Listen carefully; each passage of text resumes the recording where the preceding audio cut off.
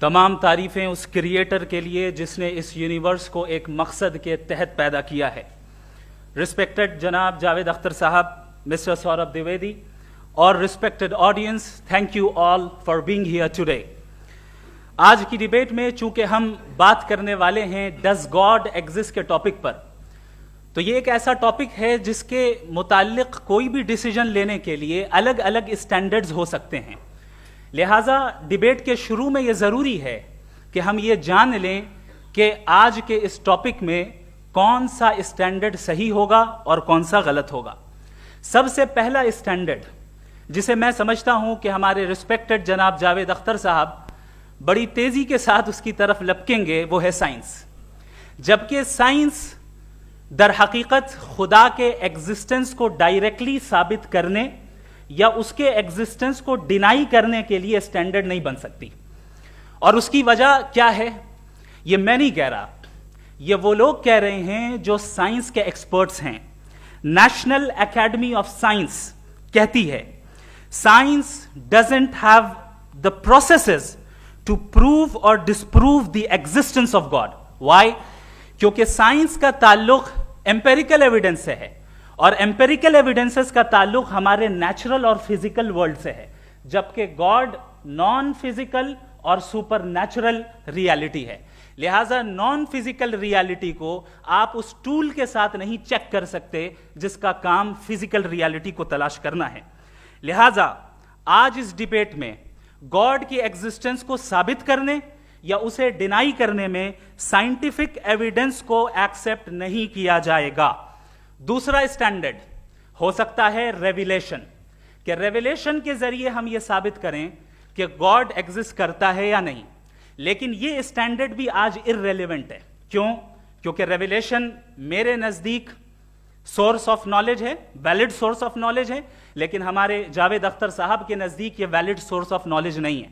लिहाजा आज की डिबेट में मैं एक भी एविडेंस किसी भी मजहबी स्क्रिप्चर से नहीं दूंगा ताकि जावेद अख्तर साहब के लिए वो अनएक्सेप्टेबल ना हो।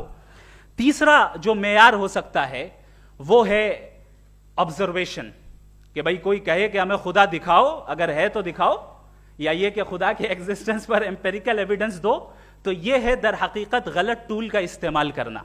ये ऐसा ही है कि जावेद साहब मुझसे ये मुतालबा करें कि मुफ्ती साहब आप मेटल डिटेक्टर के जरिए प्लास्टिक डिटेक्ट करके दिखाएं। अब चूंकि प्लास्टिक डिटेक्ट नहीं हो पा रही है लिहाजा plastic does not exist. No, you are using the wrong tool. इस टूल से प्लास्टिक को डिटेक्ट नहीं किया जाता। लिहाजा मैं समझता हूं कि गॉड के एग्जिस्टेंस पर एम्पेरिकल एविडेंस का मुतालबा करना एक बचकाना मुतालबा है और हमारे रिस्पेक्टेड जनाब जावेद अख्तर साहब इस स्टेज से अब बहुत आगे निकल चुके हैं। अब बचता है एक ही स्टैंडर्ड, और वो स्टैंडर्ड है अक्ल, लॉजिक, रीजनिंग। और यही वो स्टैंडर्ड है जिसके तहत गॉड की एग्जिस्टेंस को साबित किया जाएगा या गॉड की एग्जिस्टेंस को डिनाई किया जाएगा।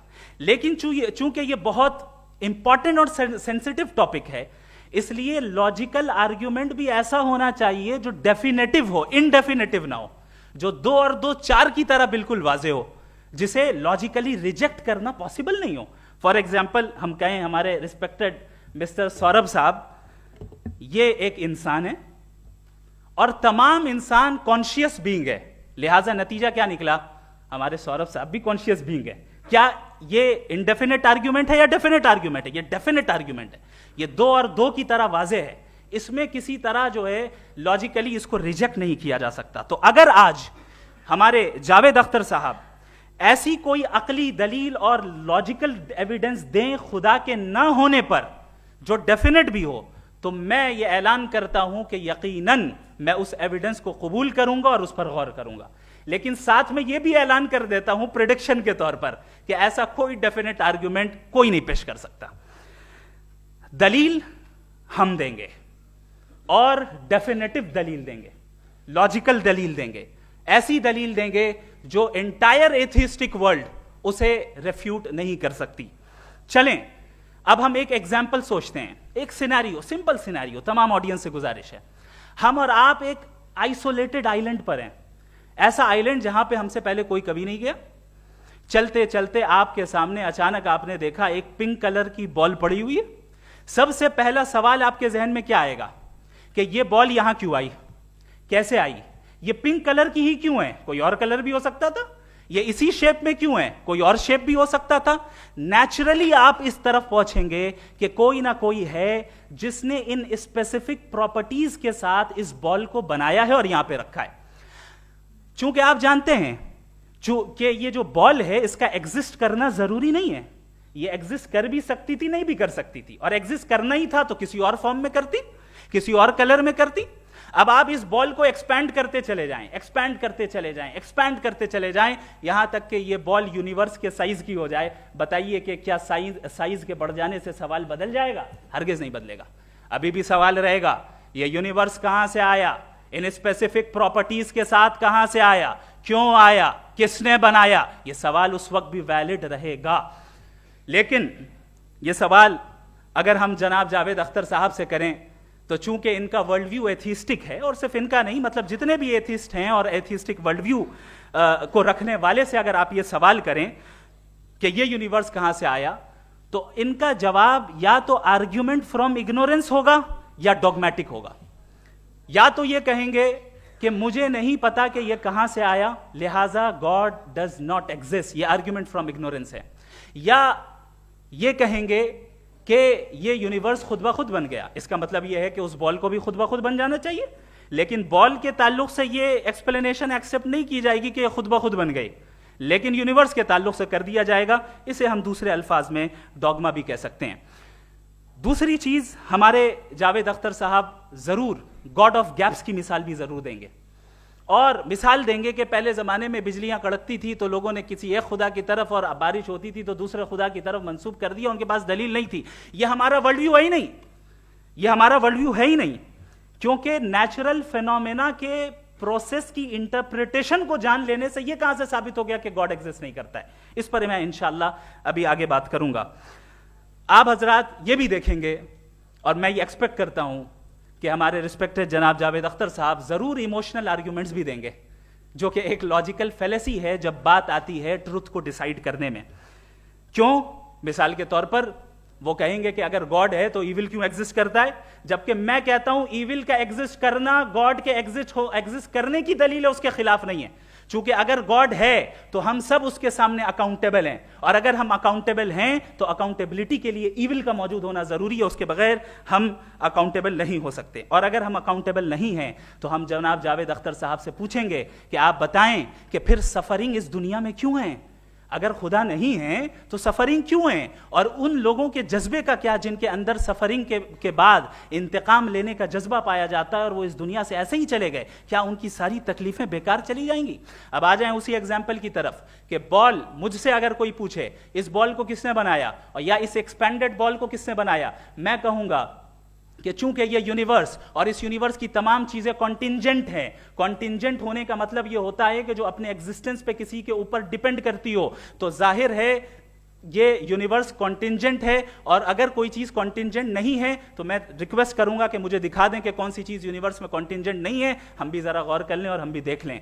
और जब कॉन्टिंजेंट चीजें मौजूद हैं तो फिलोसोफर्स की इस्तिलाह के मुताबिक, हम उस टर्मिनोलॉजी के मुताबिक हम उस जगह तक पहुंचते हैं और उस हस्ती तक पहुंचते हैं जिसे नेसेसरी बीइंग कहा जाता है, कि ये वो नेसेसरी बीइंग है जिसका मौजूद ना होना नामुमकिन हो। चूंकि अगर ये मौजूद ना हो तो सारी चीजें एग्जिस्टेंस में आएंगी ही नहीं, और ये सारी कॉन्टिंजेंट चीजें उसी के ऊपर डिपेंड करती हैं। अब अगर आप ये सवाल करते हैं कि फिर उस हस्ती को किसने बनाया, फिर उसका कॉज क्या है, फिर उसका कॉज क्या है, फिर उसका कॉज क्या है, और एंडलेसली चले जाएं, इसे हम कहते हैं इन्फिनिट रिग्रेस ऑफ कॉजेज, जो कि लॉजिकल फेलेसी है। कॉन्सेप्चुअली इन्फिनिटी पॉसिबल है। मिसाल के तौर पे न्यूमेरिकल्स 1 2 3 गिनते चले जाएं, इन्फिनिट नंबर्स हैं। मैं कॉन्सेप्चुअली बात नहीं कर रहा, प्रैक्टिकली रियलिटी में साबित करके दिखाएं कि infinite regress of causes possible हैं या नहीं। अगर पॉसिबल हैं तो हम मान लेंगे, मिसाल दे दें, और पॉसिबल नहीं है तो एक ही ऑप्शन बचता है जिसे हम कहते हैं नेसेसरी बीइंग। ऐसी नेसेसरी बीइंग जो इंडिपेंडेंट है, क्योंकि अगर वो डिपेंडेंट हुई तो वो नेसेसरी नहीं रहेगी।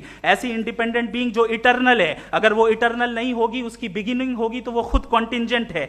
ऐसी बीइंग जो पावरफुल है, क्योंकि कॉन्टिंजेंट को एक्चुअलाइज करने के लिए पावर चाहिए। ऐसी बीइंग जो इंटेलिजेंट है और नॉलेजेबल है, क्योंकि ये यूनिवर्स स्पेसिफिक फॉर्म और स्पेसिफिक लॉज ऑफ नेचर के तहत प्रिसाइजली चल रहा है।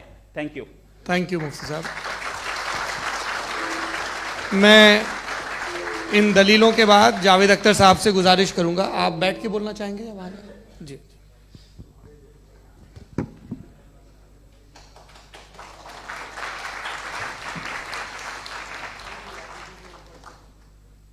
पहले तो मैं मुफ्ती साहब को एक अच्छी खबर देना चाहूँगा कि मेरी नॉलेज साइंस के बारे में बड़ी मामूली है, तो आप फिक्र ना करें उसकी, लेकिन कुछ कॉमन सेंस है मुझ में।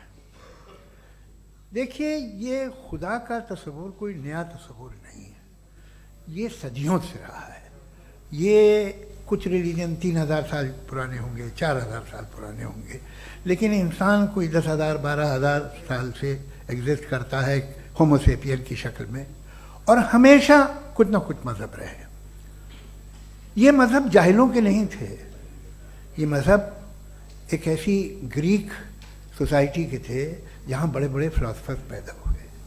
ये मज़हब इजिप्शियंस के थे जिन्होंने पिरामिड्स बनाए थे। ये रोमन्स के थे कि जिनका आर्किटेक्चर और सेनेट यानी पहली बुनियाद डेमोक्रेसी की लिमिटेड थी, मगर डेमोक्रेसी थी, ये उन लोगों ने किए थे। तो इनका जो जुपिटर था, रा था, ज़्यूस था, उन्हें उस पर इतना ही एतमाद था जितना आज किसी मजहबी आदमी को अपने खुदा पे होगा। क्रिश्चियनिटी आने से पहले यूरोप में एक मज़हब था जर्मेनिक रिलीजन, उसका एक खुदा था, उसकी एक बीवी थी, उसके 2 बेटे थे, एक बेटी थी। फिर जर्मनी में जब यूरोप में क्रिश्चियनिटी आई तो वो खुदा, उसकी बीवी और पूरे ख़ानदान चला गया। तो हमने, अगर हम हिस्ट्री देखें तो खुदा जो हैं वो ज़्यादातर फ़ानी है, वो हमेशा रहे नहीं। और वो जो लोग इन्हें मानते थे उनको आप कहें वो तो जाहिल थे, उन्हें तो कुछ पता ही नहीं था, ऐसा नहीं है। वो अपने वक्त में बड़े काबिल लोग थे और अपने वक्त में उन्होंने बड़े बड़े काम किए हैं, फिलोसफर्स थे, साइंटिस्ट थे, लेकिन उनका मज़हब कहाँ गया, उनके खुदा कहाँ गए? आज जो खुदा हैं दुनिया में लोग उन्हें मानते हैं। आपको क्या मालूम कि कितने बरसों के बाद क्या होने वाला है? हम यूरोप में देखते हैं तो चर्च खाली हैं। तो वक्त के साथ चीज़ें बदलती हैं।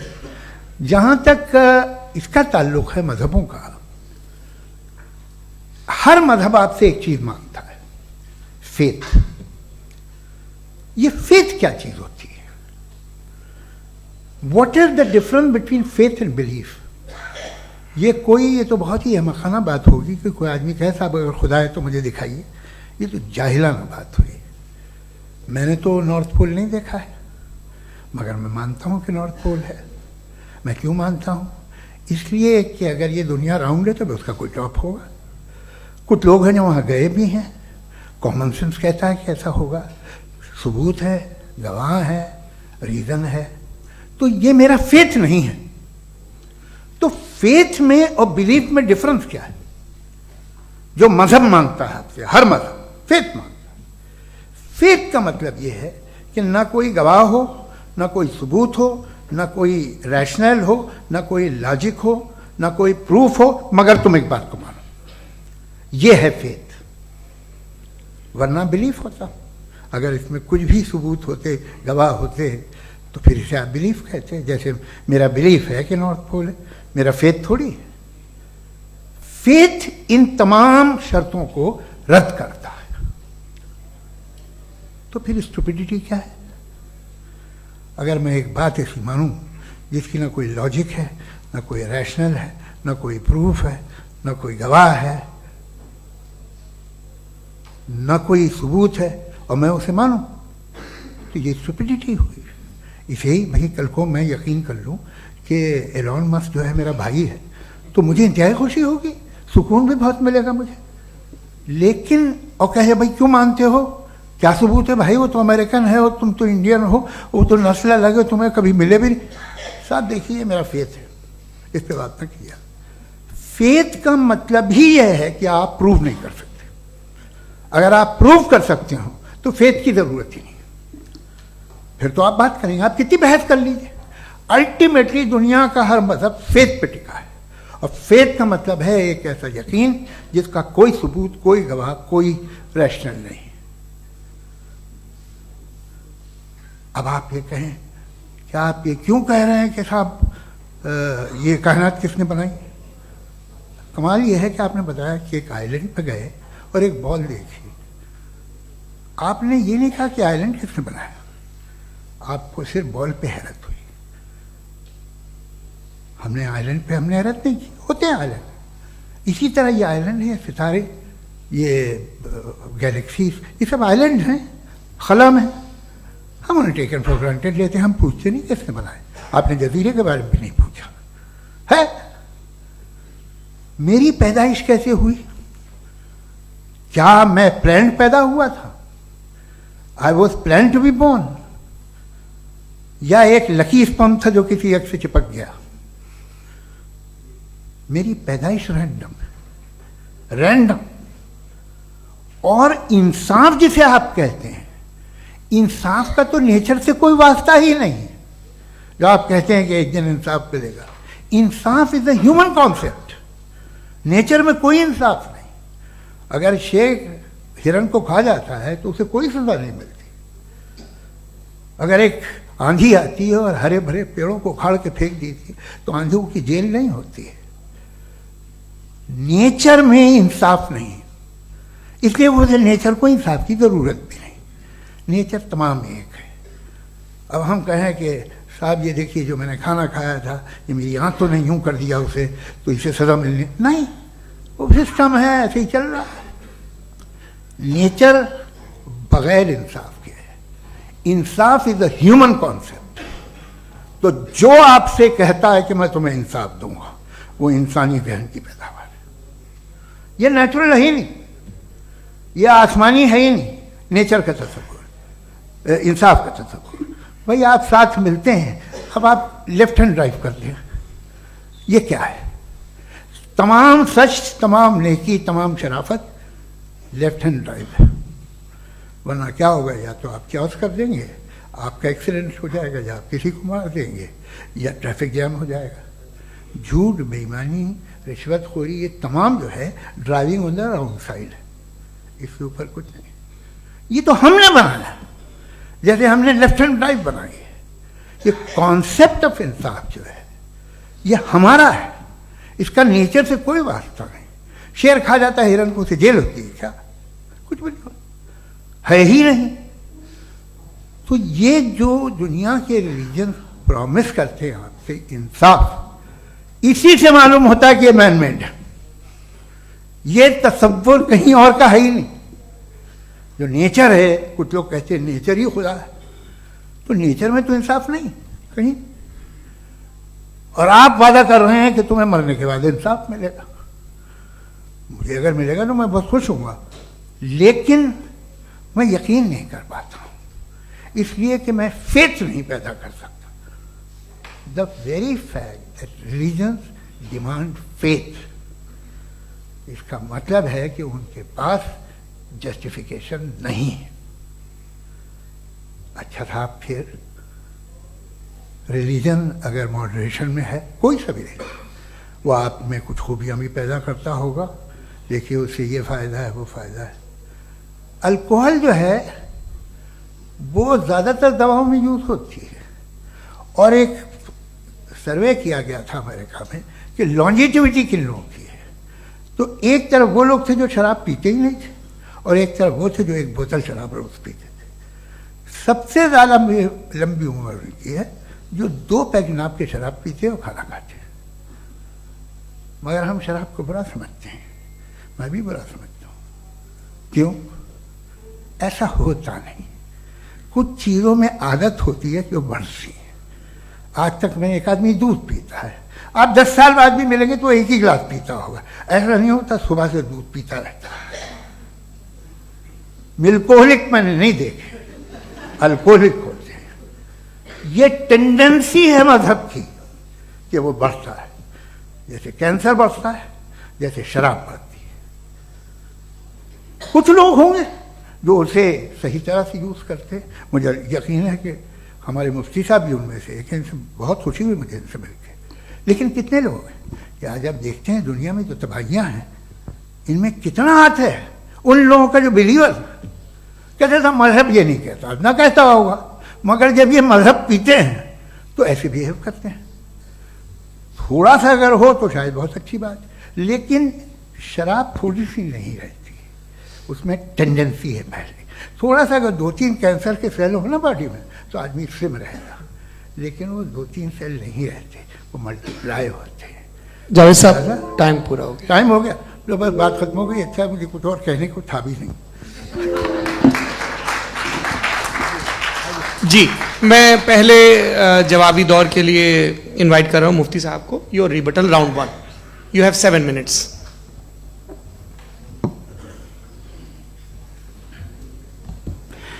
Thank you very much Javed साहब, आपकी बात को सुनकर बड़े महजूज हुए हम लोग। महजूज, do you understand? We enjoyed.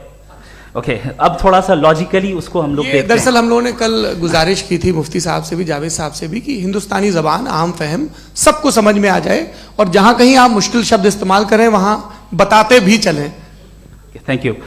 तो सबसे पहले हमारे रिस्पेक्टेड जावेद साहब ने हवाला दिया कि खुदा फानी है। कितने मजहब आगे चले गए, किसी ने जुपिटर को खुदा माना, किसी ने किसी को माना। मैं कहता हूं जिसने कॉन्टिंजेंट चीज को खुदा माना, गलत माना, वो खुदा ही नहीं, वो खुदा ही नहीं है। हम तो नेसेसरी बीइंग को साबित करने बैठे हैं, वो नेसेसरी कॉज जो इटरनल है, जो अबदी भी है और अजली भी है। हम किसी और को साबित करने नहीं बैठे। दूसरी चीज उन्होंने कहा कि फेथ एंड बिलीफ, ये एक ऐसी डेफिनेशन है फेथ की जो इन्होंने पहली मर्तबा पेश की है, या माफ कीजिएगा इन्होंने पहली मर्तबा पेश नहीं की है, रिचर्ड डॉकिंस ने पहली मर्तबा पेश की है। मुझे मालूम है ये सोर्स कहां से है। एपिस्टेमोलॉजिकली फेथ और बिलीफ का फर्क आप इस तरह नहीं कर सकते सर। फेथ सही भी होता है, गलत भी होता है, बिलीफ सही भी होता है, गलत भी होता है। जो लॉजिक, रीजन और एविडेंस से बैक्ड होगा वो फेथ सही होगा। और आप जिस फेथ की बात कर रहे हैं कि इलॉजिकल है और उसके पीछे नहीं है, तो we are on the same page. हम नहीं मानते उस फेथ को, जो फेथ ऐसा हो जिसके पीछे कोई लॉजिक ना हो, एविडेंस ना हो, हम नहीं मानते। हम तो उस फेथ के कायल हैं जिसके पीछे लॉजिक हो और एविडेंस हो। तो बिलीफ सही भी होता है, गलत भी होता है, फेथ भी सही होता है और गलत भी होता है। तो आज फेथ और बिलीफ के डिफरेंस पे बात नहीं हो रही। आज आप चाहे फेथ एक्सेप्ट कर लें या बिलीफ एक्सेप्ट कर लें, आज ये बात होगी कि ट्रूथ क्या है। चाहे ट्रू बिलीफ सही है या ट्रू फेथ सही है, और फॉल्स फेथ क्या है और फॉल्स बिलीफ क्या है, बात इस पे हो रही। दूसरी चीज इन्होंने पूछा स्टुपिडिटी फिर क्या है। अगर फेथ रिलीजन स्टुपिडिटी नहीं है तो और क्या है? चूंकि फेथ का मुतालबा करते हैं तो स्टुपिडिटी क्या है? मैं कहता हूं स्टुपिडिटी एथिज्म है। उसकी वजह यह है कि आप एक सड़क पे जा रहे हो और आप किसी गार्डन में जाएं और देखें वहां लिखा है फूलों के साथ I love Javed Akhtar, and I really do, I love you sir. So जब आप वहां पर पहुंचे तो वहां पहुंचकर अब ये बताएं, क्या आप ये कहेंगे वाह व्हाट अ नेचुरल सिलेक्शन? ये क्या नेचुरल सिलेक्शन है? नहीं, ये प्रिसाइजली डिजाइंड है, इसके पीछे डिजाइनर है। लिहाजा अगर कोई एक ऐसी कॉमन सेंस की बात को कबूल नहीं कर रहा है कि यूनिवर्स जो इतने प्रिसाइजली काम कर रहा है, हम कह दें कि खुद ब खुद बन गई, मैं समझता हूं इससे बड़ी स्टुपिडिटी और कुछ नहीं है। ये इरैशनल चीज है।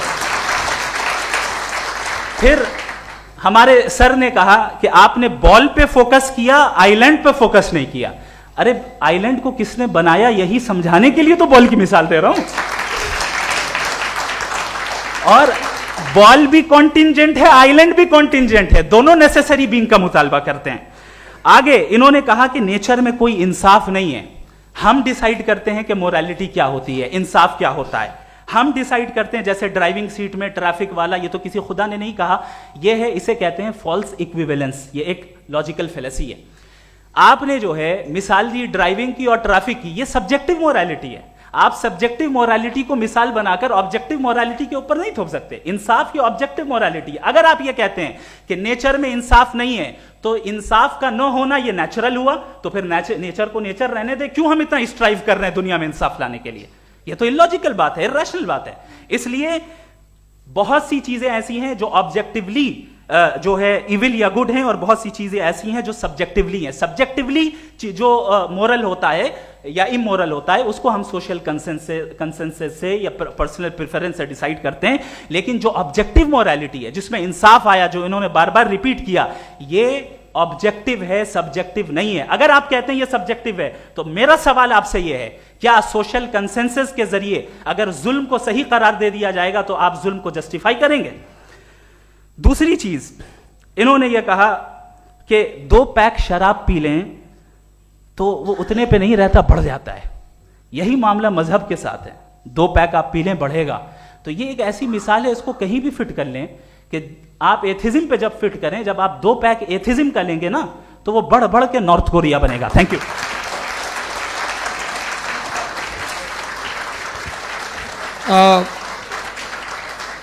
फर्स्ट राउंड के रिबटल के लिए मैं जावेद साहब को इनवाइट कर रहा हूं। आपके पास 7 मिनट का वक्त है, रीसेट कर दीजिएगा प्लीज। मुझे इस बात की खुशी है कि मुफ्ती साहब ने भी मान लिया कि नेचर में कोई इंसाफ नहीं है। तो कोई भी चीज़ जो इंसान ने नहीं बनाई है उसमें इंसाफ नहीं होता है। एक बात मैं आपसे अर्ज़ करूँ, ज़रा पता लगा लीजिएगा, ये जो आप बाग में जाते हैं बेहद खूबसूरत फूल देखते हैं ना, इनमें से कोई नेचुरल नहीं है। ये सारे फूल क्रॉस करके बनाए गए हैं। जो जंगल में फूल होते हैं नहायत मामूली होते हैं। ये फूल इंसानों ने बनाए हैं। जो आप बाग में देख के वाह वाह कहते हैं, ये इंसानों के बनाए हुए हैं। डिफरेंट फूलों को क्रॉस करके, डेवलप करके, फिर क्रॉस करके इस तरह से बनाए गए। नेचुरल फ्लावर नहीं। किसी जंगल वीरान में जाके आप गुलाब के फूल नहीं देखेंगे। ये सब बनाए हुए इंसान ने, बहुत से काम इंसान ने किए। बाकी है कि आपने मेरी एक बात का जवाब नहीं दिया, जिससे मुझे शिकायत है कि फेथ क्या है और आप फेथ मांगते क्यों हैं मुझसे? आप तो लॉजिकल हैं, आपके पास तो सारे रैशनल्स हैं, आपके पास सारे सबूत हैं, तो आपको फेथ की डिमांड क्यों करते हैं कि भाई तुम सरेंडर कर दो और सवाल मत करो? कोई मजहब सारे सवाल करने की इजाजत नहीं देता है और मना करता है कि ज़्यादा सवाल ना करो, बह जाओगे तुम। आप क्यों रोकते हैं? हकीकत यह है कि इंसानी तारीख क्या है। इंसानी तारीख ये है कि दुनिया में 2 तरह के लोग हुए। एक वो जिन्होंने अपनी लाइल्मी की परस्तिश की है, दूसरे वो जिन्होंने अपनी इग्नोरेंस या लाइल्मी से झगड़ा किया है और मालूम किया है कि क्या है। ये जो आप कह रहे हैं, आज आप हैरान हैं कि भाई ये यूनिवर्स कैसे बनी। लोग हैरान थे ये सूरज डूबता है तो इधर से कैसे निकलता। और आप एक कदम जाके हमेशा का मानने को तैयार है, एक कदम पीछे ही मान जाइए। भाई आप इसके बाद जाते हो, कहते सवाल ना करना कि ये कहाँ से आया, ये पावर तो हमेशा से हमेशा रहेगी। तो आप यूनिवर्स के बारे में मानने में क्या तकलीफ है? एक कदम पहले रुक जाइए। ये हमेशा से थी या नहीं थी, हमें मालूम नहीं है। और ये कहना कि हमें मालूम नहीं है, कमाल ये है कि दुनिया के सारे मजहब सब जानते हैं ये दुनिया कैसे बनी थी, कैसे मिटेगी, मरने के बाद क्या होगा, इनको सब इल्म है। इनको किसी को डायनासोर होते थे पहले ये नहीं पता था, किसी को नहीं पता। किसी भी दुनिया की मजहबी किताब में डायनासोर का जिक्र नहीं है। लेकिन बाकी सब बातें, how to make universe in 4 easy lessons and बाकी सब पता है। जिसको सब पता है वो गड़बड़ है। हम में ये इंकिसार, ये ह्यूमिलिटी होनी चाहिए कि हम ये कहें कि हमें ये बहुत सारी बातें नहीं मालूम, लेकिन हम उनकी परस्तिश ना करना, अपनी लाइल्मी को की परस्तिश ना करें, हम उसे पता लगाने की कोशिश करें। जिस दुनिया में आप बैठे हैं सर, ये हॉल जो है, ये इलेक्ट्रिसिटी जो है, ये माइक जो है, जिस हवाई जहाज से आप आए थे, वो जिस कार से आप यहाँ आए हैं, ये सब उन लोगों की बनाई हुई है जिन्होंने सवाल किए थे। ये दुनिया जिसमें आप आज आराम से हैं, ये उन लोगों की बनाई है कि जिन्होंने सवाल किए थे। और हर स्टेज पे इन सवालों को मकरूह कहा गया था, गलत कहा गया था। आप जरा तारीख पढ़िए, एक बड़ी दिलचस्प किताब है बर्ट्रैंड रसेल की, जिसमें उसने रिलीजन एंड साइंस कि कब से रिलीजन जो है साइंस के अगेंस्ट है। और हद तो यह है कि भाप के इंजन के खिलाफ थे, स्टीम इंजन के भी खिलाफ थे, और फतवे हुए उन पर, वेटिकन ने दिए। तो ये हमेशा, अभी जैसे ही ये राइट विंगर आते हैं अमेरिका में पावर में, तो वो जो अपना ये क्या बोलते हैं उसे, सीड क्या बोलते हैं, सीड क्या जो, हाँ नहीं सीड जो होते हैं जिस पे जी नहीं भाई, वो जो ह्यूमन बॉडी के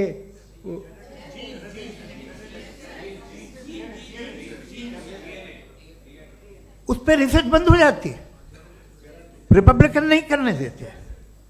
अरे भाई इतना डर क्या है तुम्हें? एक ज़माने में बहुत नाराज थे ये सारे मजहबी लोग कि ये इंसान तो इंसान बनाने की कोशिश कर रहा है। आपको क्या तकलीफ भाई, बना ले तो बना लेने दो, ये खौफ क्या है? और ये सब आज जो आप कह रहे हैं नामुमकिन है, ये कैसे हुआ? मुझे एक किस्सा याद आता है। जब मैं छठी क्लास में था तो मैं मैथमेटिक्स में बहुत वीक था, तो एक टीचर रख दिया गया, उसने 1 2 3 4 5 6 7 को सिखा दिया मुझे। वो दिन मैं भूल नहीं सकता हूँ मुफ्ती साहब, जिस दिन उसने ये बताया कि 1/2 क्या होता है और 3/4 क्या होता है। मुझे ऐसा लगा कि मेरा सर बीच से फट जाएगा। ये आदमी कह रहा है कि जो दीवार के अंदर जाओ वॉक करते हुए। आज हंसता हूँ मैं इस बात पे। तो आज जो बातें आपके जहन से बिल्कुल परे हैं और आप हैरान होते उन्हें देख के, एक वक्त आएगा कि मामूली लगेंगे। और हुआ है, आपकी इंसानी तारीख ही है। इतनी जल्दी सारे फैसले आप मत कर लीजिए, थोड़ा ये ह्यूमिलिटी रखिए कि भाई ये हमें नहीं मालूम। ये कहने में क्या आ रहा है? ये यूनिवर्स कहाँ तक फैली, ये कब से है और कब तक रहेगी, हमें नहीं मालूम। आपने फैसला कर लिया कब बनी। ये आपके हिसाब से कोई 14 बिलियन ईयर बनी जो समझा जाता है। उससे पहले हजारों करोड़ों अरबों साल तक खुदा बैठा क्या कर रहा था? खामोश बैठा था, ऐसी जमाइयाँ ले रहा था। फिर उसे आइडिया आया, यार एक काम करते, वक्त अच्छा गुजर जाएगा, यूनिवर्स बनाते। सोचिए, वो तो हमेशा से है ना, मगर यूनिवर्स हमेशा से नहीं है, ये तो बनाई गई है। और उससे पहले क्या था, इनका क्या काम था? कैसी बात है, ये बड़ा आसान है। जो बात हमें आज धीरे धीरे पता चली है, बरसों 2000 और 2500 साल पहले आपको किसी ने बता दिया कि क्या था, आप मान गए, और तब से वही मान रहे हैं जो 2500 साल पहले कहा गया था। सब कुछ बदल गया है, सॉल्व हो रही हैं चीज़ें। अभी साइंस बिल्कुल दावा नहीं करती, या कोई फिलोसफर ये दावा नहीं करता कि हमें सब मालूम, बल्कि वो कहता है कि हमें जितना मालूम होता है उससे ये मालूम होता है कि हमें कितना कम मालूम। तो हम अपनी जहालत से लड़े, उसकी परस्तिश न करें। जी, टाइम है। Thank you so much. मैं तर्कों की श्रृंखला में राउंड 2 के लिए मुफ्ती साहब को आमंत्रित कर रहा हूँ। आपके पास एक बार फिर से 7 मिनट का वक्त है। शुक्रिया। जनाब जावेद अख्तर साहब कई मर्तबा दोहरा रहे हैं कि फेथ का मतलब बताइए, फेथ का मतलब बताइए। मैंने बता दिया, फेथ सही भी होता है, गलत भी होता है। और आज हम फेथ पे बात नहीं कर रहे, हम ट्रुथ और डज गॉड एग्जिस्ट पे बात कर रहे हैं। क्या डज गॉड एग्जिस्ट, ये ट्रुथ यानी गॉड है या नहीं है, इसमें से दोनों ट्रुथ क्या है। अब आप उसे फेथ कह लें, बिलीफ कह लें, नॉट माई बिजनेस। उसके बाद आपने कहा कि भाई सवाल करने से मजहब रोकता है। मैं कहता हूं जो रोकता है वो रोकता होगा, मैं नहीं रोकता, बल्कि सवाल करें, सवाल करना चाहिए। सवाल कर करके तो हम आगे बढ़ते हैं, तरक्की करते हैं, और इसीलिए मैं आज यहां पे आया हूं। लेकिन सवाल सिर्फ खुदा से नहीं होगा, आपसे भी होगा। सवाल एथिज्म से भी होगा, सवाल सिर्फ मजहब से नहीं होगा, सबसे होगा। और आज मैं सवाल करूंगा और उम्मीद है कि आप जवाब देंगे। अभी तक आपने वैसे कॉन्टिंजेंसी आर्गुमेंट का कोई जवाब नहीं दिया। चलें, आपने कहा यूनिवर्स के बारे में इटर्नल क्यों नहीं बोल देते। ये चूंकि लॉजिकली पॉसिबल ही नहीं है कि यूनिवर्स इटर्नल हो। यूनिवर्स एक कॉन्टिंजेंट चीज है जो टाइम एंड स्पेस के पाबंद है, टाइम एंड स्पेस से बाउंड है। जो टाइम एंड स्पेस से बाउंड होगा वो कॉन्टिंजेंट होगा, जो कॉन्टिंजेंट होगा वो उसकी बिगिनिंग हुई होगी, जिसकी बिगिनिंग हुई होगी वो इटर्नल नहीं हो सकता। ये तो कॉमन सी बात है।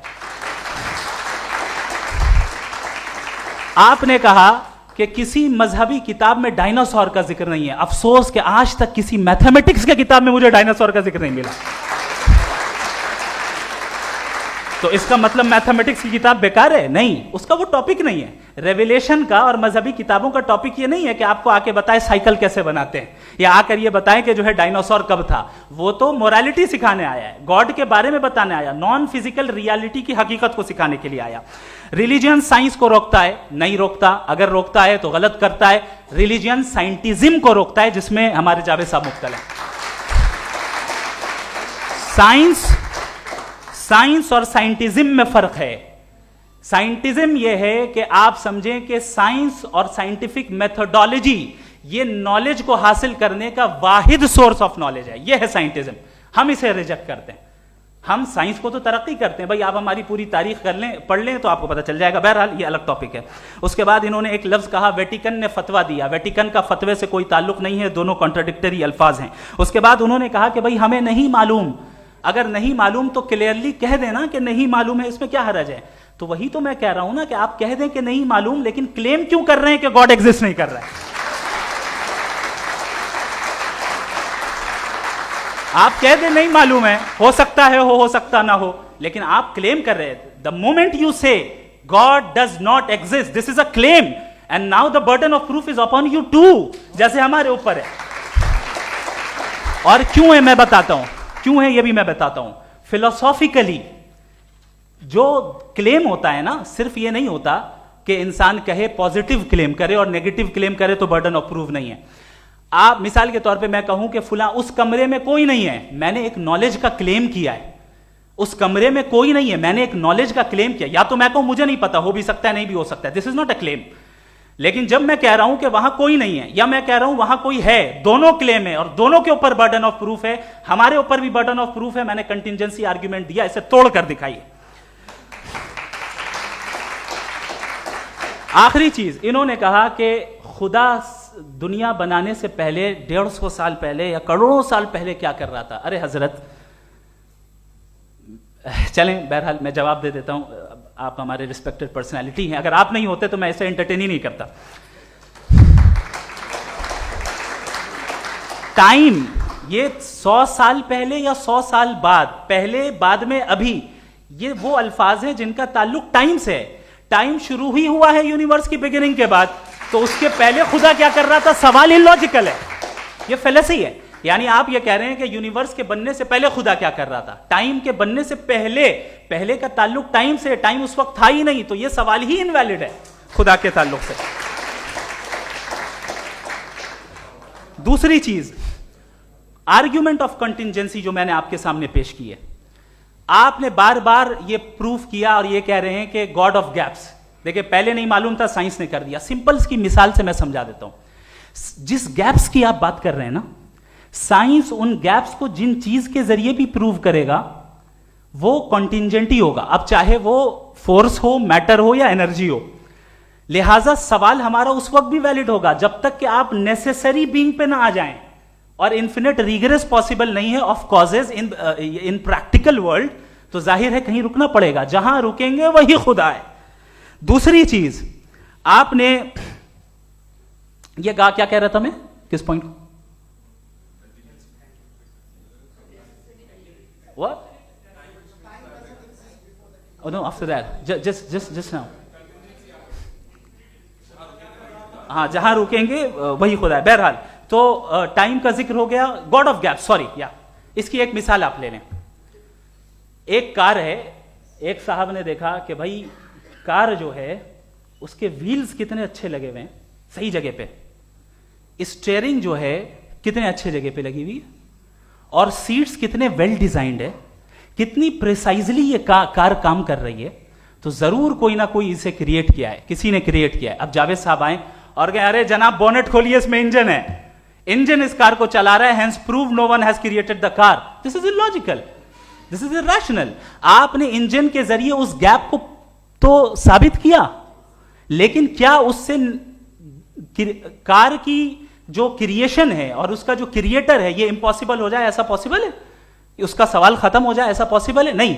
आपने गैप्स को फिल करके, कॉन्टिंजेंट चीजों से गैप्स को फिल करके हमारे ऑब्जर्वेशन को और ब्रॉड कर दिया। अब हमें और पता चल गया कि ये जो कार है इसका सिस्टम कितना ज्यादा कॉम्प्लेक्स है। पहले कम समझते थे, अब कॉम्प्लेक्सिटी और ज्यादा वाजे हो गई। अब हमें समझ में आ रहा है कि हमारी सर्टेनिटी और बढ़ गई कि जरूर इस कार को किसी ना किसी ने बनाया। यही मामला यूनिवर्स का है। साइंस हमेशा फिजिकल वर्ल्ड की चीजों को ही फिल करती जाएगी और फिजिकल चीजों से ही करती जाएगी, चूंकि एम्पेरिकल एविडेंस का ताल्लुक फिजिकल वर्ल्ड से है। आप साइंस के जरिए मेटाफिजिकल रियलिटी को कभी साबित नहीं कर सकते। ये रॉन्ग टूल का इस्तेमाल करना है। ये वही काम है कि आप मेटल डिटेक्टर से प्लास्टिक डिटेक्टर करने चलें, जो कि जाहिर है सही नहीं है। Thank you.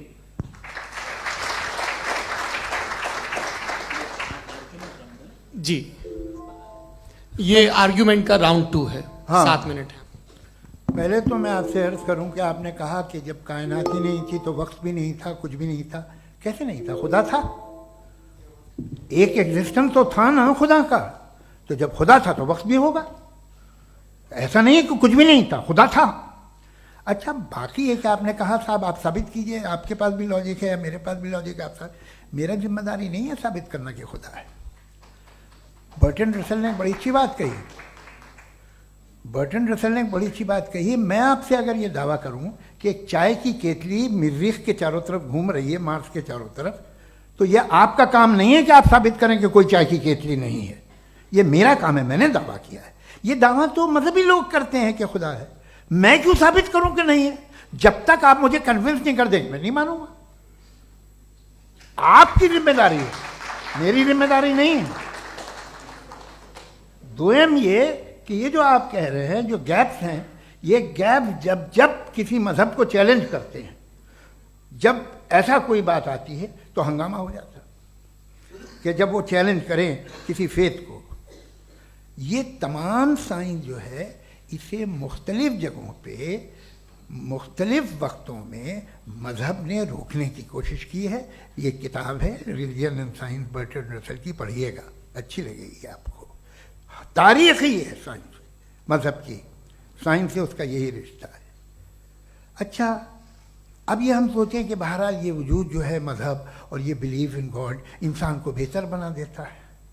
तो एक काम कीजिए, हिंदुस्तान वर्ल्ड का नक्शा लीजिए और मार्क कीजिए कि रिलीजन कहाँ कहाँ ज़्यादा है, कहाँ कहाँ, चाहे वो लैटिन अमेरिका हो या मिडल ईस्ट हो या फार ईस्ट हो या हिंदुस्तान के वो इलाके जहाँ मजहबियत ज़्यादा है। रख दीजिए नक्शा अलग।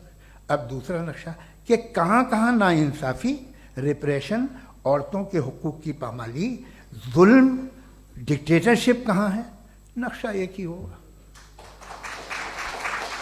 तो आप मुझे बताएं कि जो इसका तरकीब इस्तेमाल क्या है। खुदा का तरकीब इस्तेमाल तो बताइए। आप छोटी सी दवा सड़क पे बेचते हैं, उसकी भी तरकीब इस्तेमाल बताते हैं। इसके इस्तेमाल से तो फायदा नहीं हुआ किसी को। जो सारे के सारे खराब मुल्क हैं, खराब समाज है, वो सारे जुल्म खुदा के नाम पे करते हैं। वो गलत करते हैं, सही करते हैं, मुझे क्या लेना देना उससे। इस्तेमाल से मालूम होता ना। एक विस्की की बोतल कभी शायद देखी हो आपने, लाल रंग की होती है, उस पर रोशनी और छपड़ा इंतहाई खूबसूरत लगती है, क्या बिगाड़ रही है किसी का। उसका इस्तेमाल गलत है, इसलिए आप उसे नापसंद करते हैं। इसका इस्तेमाल गलत है, इस तसव्वुर का इस्तेमाल ही गलत है और हमेशा से गलत हुआ है। आप देख लीजिए, इंसानी तारीख देख लीजिए, आज देख लीजिए, हिंदुस्तान देखिए, दुनिया देख लीजिए, क्या हो रहा है। इसे कैसे इस्तेमाल कर रहे हैं। फेथ वाले लोग क्या फेयर हैं, जस्ट हैं, जो अपने खुदाओं पे यकीन रखते हैं, वो किस तरह के लोग हैं। वो लोगों को इंसाफ देते हैं, वो बेहतर इंसान बने। तो इस दवा का फ़ायदा क्या है। चलो बहुत फ़ायदा हो रहा तो मैं इस्तेमाल कर लूँगा, मैं मुझे तो इस दवा का कोई फ़ायदा दिखता ही नहीं। मुझे तो ऐसा लगता, मैं एक और बात बताऊं, अगर कोई आदमी मजहबी है और अच्छा आदमी है तो मैं उसकी बहुत इज्जत करता हूँ, इसलिए कि मेरा ख्याल है मजहबी आदमी का अच्छा होना मुझसे अच्छा होने से ज़्यादा मुश्किल है। भाई हर चीज़ की एक लिमिट है। आप इतना भाग सकते हैं, इतना नहीं भाग सकते, इतना वजन उठा सकते, इतना नहीं उठा सकते, इतना दूर देख सकते हैं, इतना दूर नहीं देख सकते। उसी तरह कॉमन सेंस कहता है कि आप में नेकी का भी एक कोटा होगा। अब आप अगर सुबह जाते हैं अपनी इबादत गाह और इबादत करते हैं तो बाहर निकलते हैं तो आप तो यही महसूस करते हैं कि आपने एक बहुत अच्छा काम किया, आपकी नेकी का एक बहुत बड़ा कोटा खर्च हो गया जिससे किसी का कोई फ़ायदा नहीं। मैं तो नहीं जाता हूँ, तो मुझे तो किसी को खाना खिलाना पड़ेगा, किसी बेवा की मदद करनी पड़ेगी। मैं अपना कोटा कैसे कंज्यूम करूँ? आप अपना कोटा सारे मजहबी लोग इंतहाई यूजलेस कामों में यूज करते हैं। उसके बाद भी अगर आप में बच्ची है थोड़ी सी शराफत, तो भाई वाह, क्या बात है।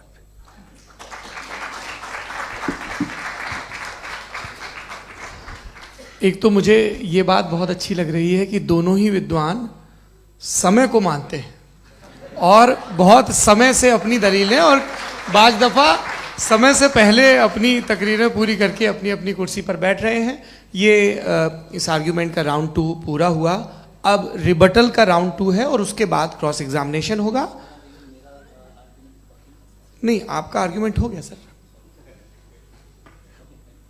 हमारे यहाँ स्कूल के सिलेबस में पंच परमेश्वर कहानी पढ़ाई जाती है, प्रेमचंद जी की लिखी हुई। आप निश्चिंत रहिए, आपके कोई राउंड में मिस नहीं होने दूंगा। रिबटल का राउंड 2, मुफ्ती शमाइल नदवी साहब।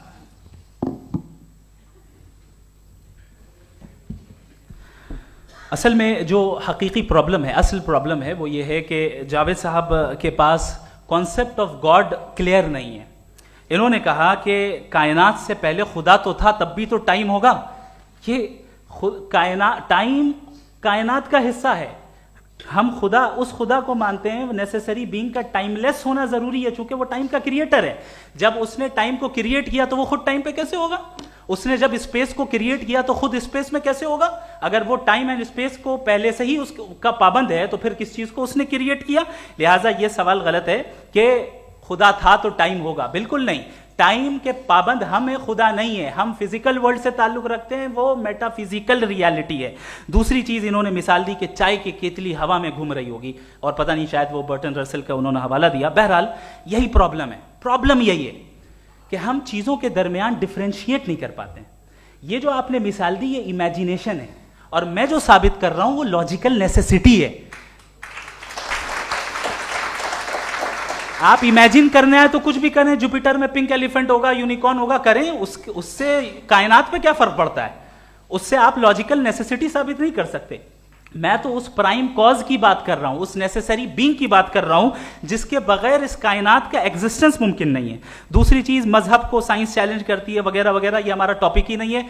मैं इस पे बात करूंगा तो फिर मेरा वक्त चला जाएगा। मजहब के ऊपर चूंकि हमारी डिस्कशन नहीं है, साइंस को मजहब और बिलखुसूस मैं और हमारा वर्ल्ड व्यू कम अज कम साइंस को पीछे नहीं करता है, साइंटिज्म की मजम्मत करता है। इसकी वजाहत मैंने पहले कर दी। दूसरी चीज इन्होंने कहा, वर्ल्ड का नक्शा लीजिए, वर्ल्ड मैप लीजिए, 2 अलग अलग जगह की। हजरत, मैंने ये होमवर्क किया था, और मैंने मिडिल ईस्ट का एक नक्शा लिया और यूरोप का एक नक्शा लिया। ये मजहबी इलाका और ये लिबरल और एथीस्ट इलाका। मुझे पता चला कि सबसे ज्यादा रेप केसेस जो हैं वहां पर है।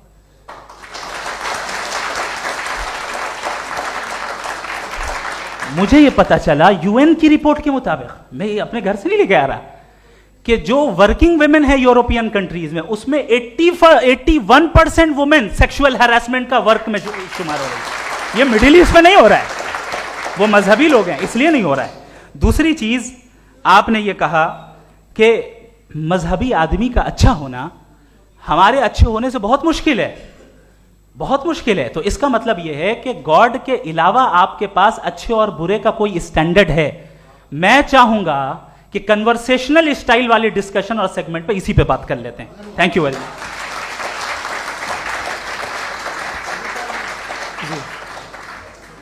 ये रिबटल का राउंड 2 है। आपके पास 5 मिनट का वक्त है, और इसके बाद क्रॉस एग्जामिनेशन शुरू करेंगे। आप चाहें तो जो इन्होंने सवाल पूछे उनके जवाब आप रिबटल में भी दे सकते हैं। जी जी, देखिए, पहले तो ये बात कि ये मिसाल गलत नहीं है, गलत है। इन्होंने पहले ही हमको डिसार्म कर दिया। कह लिया अकल से मामला सॉल्व नहीं हो सकता, लॉजिक से आप पहुंच नहीं सकते। ये एक मेटाफिजिकल चीज़ है। मेटाफिजिकल अजीब सा लफ्ज़ है, ठीक से किसी को माने नहीं मालूम इसके, तो ऐसा लगता है कुछ बड़ी चीज़ है। अरे भाई, क्या होता है मेटाफिजिकल? बताओ, खड़ी हो। ये एक लफ्ज़ है जो कहीं भी इस्तेमाल हो जाता है। जब आप एक बात कर रहे हैं और आप मुझसे बहस कर रहे हैं तो मुझे मेटाफिजिकल मत बताइए, आप लॉजिकली मुझे प्रूफ किए। और अगर लॉजिकली आप नहीं बात करते साहब ये मेटाफिजिकल है, तो फिर हम आप बात क्या कर रहे हैं? मेरा आपका किस ज़बान में कॉन्वर्सेशन होगा? और ये कहना कि वक्त पहले नहीं था तो फिर क्यों कहते हैं ये हमेशा से और हमेशा रहेगा? हमेशा वक्त है, तो आप कैसे कहते हैं वो हमेशा से है और हमेशा रहेगा? हमेशा का मतलब है कोई वक्त, अगर वक्त ही नहीं है तो हमेशा कैसे? बाहर वो रहेगा। अब मैं ये देखता हूँ, आपने कहा ना कि वहाँ रेप ज़्यादा होते हैं, तो हम एक बात देखते हैं कि दुनिया जिस पे वो कादर मुतलक है, जिसकी मर्जी के बगैर पत्ता भी नहीं हिलता, ओमनीपोटेंट है, ये दुनिया चल कैसे रही है? और इस दुनिया का हाल क्या है?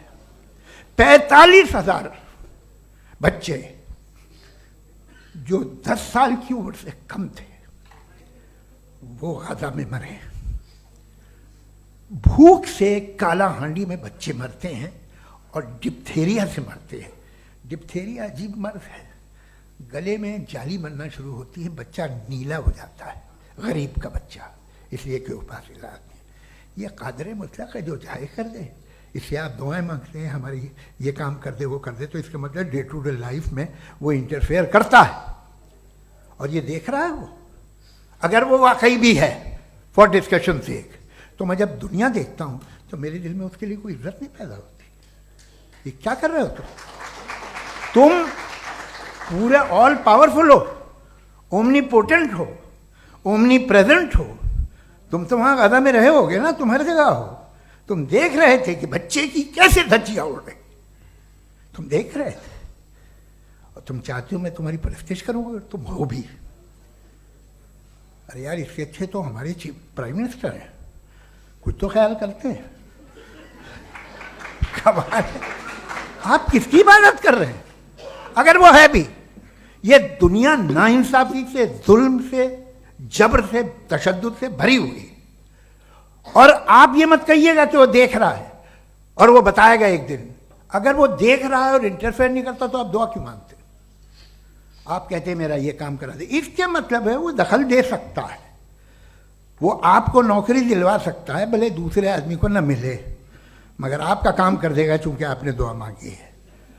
तो जब वो आपको नौकरी दिला सकता है, लड़की की शादी कर सकता है, बेटे को ग्रीन कार्ड दिलवा सकता है, तो कम से कम ये जो मर रहे हैं बच्चे, इनको रोक दे, कुछ तो करे।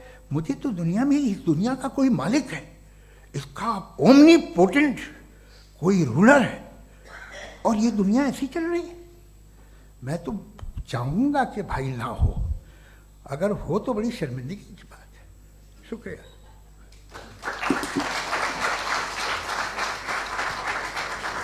देवियों और सज्जनों, इस बहस के 2 राउंड और 2 रिबटल पूरे हो चुके हैं।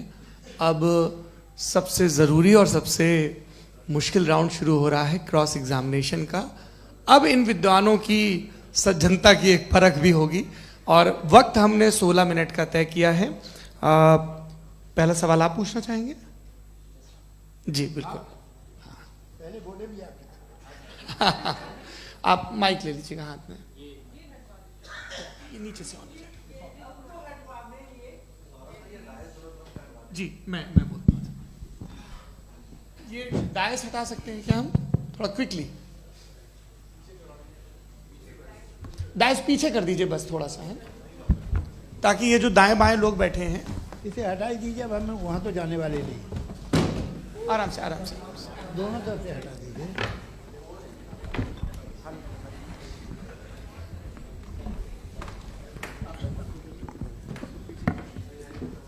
इस बीच आप लोग भी अपने अपने सवाल तैयार कर लें।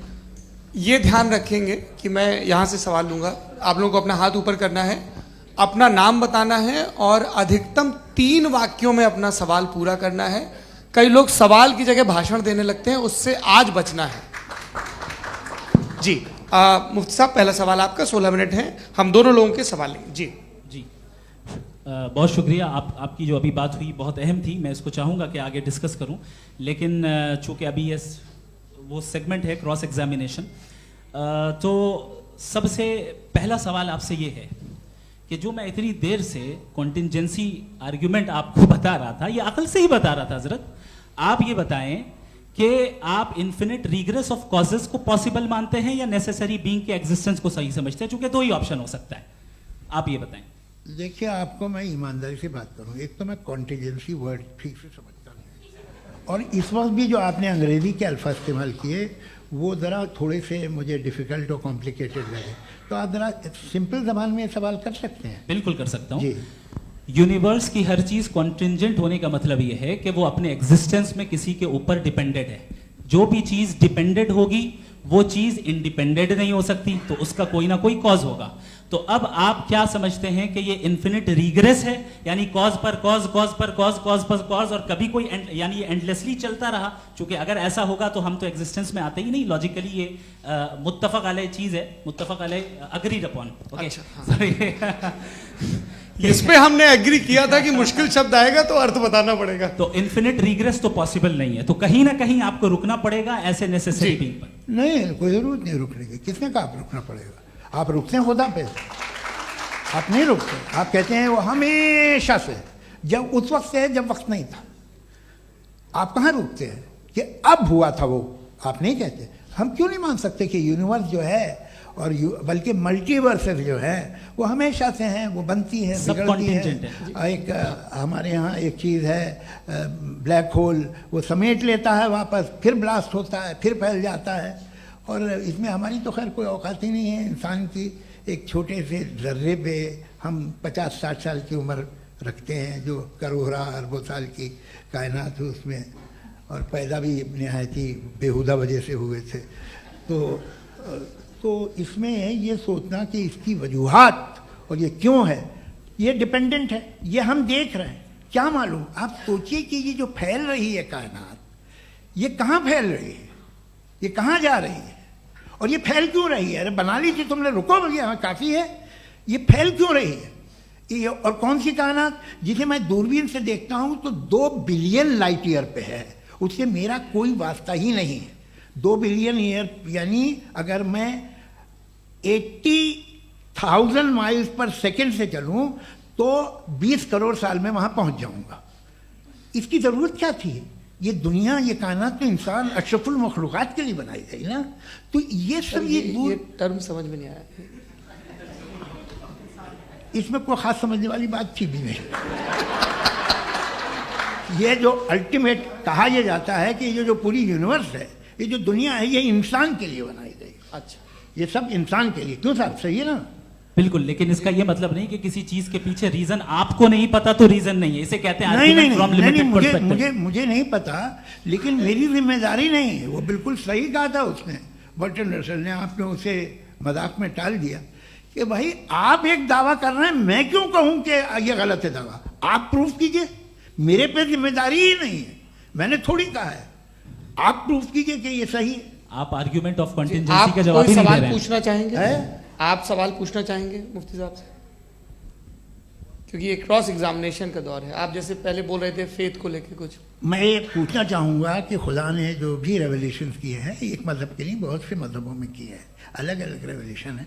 कहीं कुछ एक बातें हैं, कॉन्ट्रडिक्शन भी है आपस में, कहीं कुछ आप कर सकते हैं, कहीं कुछ नहीं कर सकते। ऐसा नहीं है कि सबकी कोड ऑफ मॉरल एक है।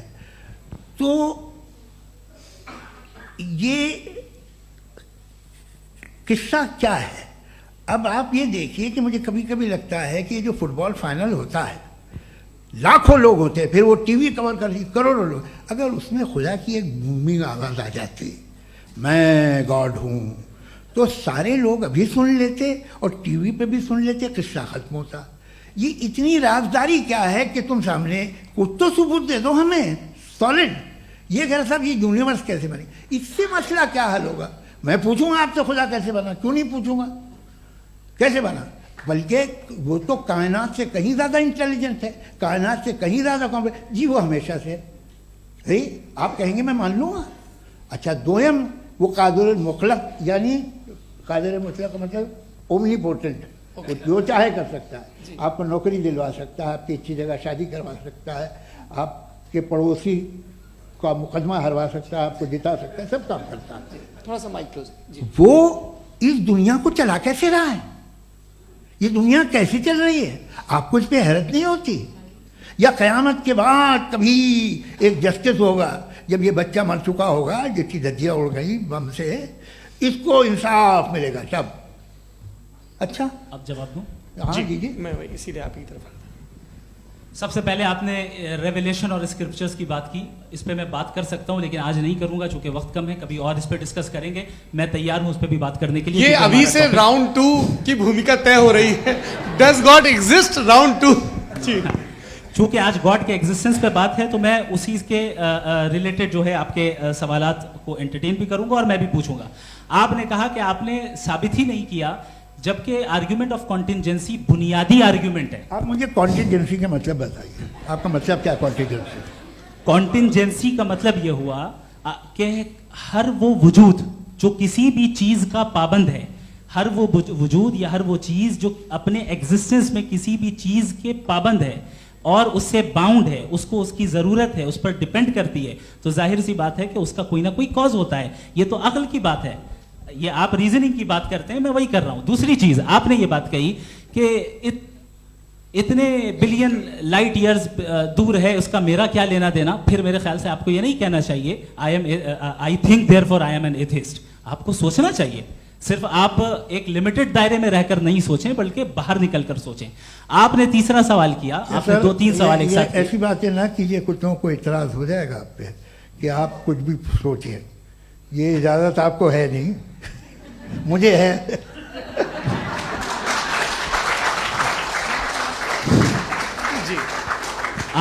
आपने प्रॉब्लम ऑफ इविल के ताल्लुक से सवाल किया और बार बार आप एक लफ्ज रिपीट कर रहे हैं कि ओमनीपोटेंट गॉड है, ऑल पावरफुल गॉड है।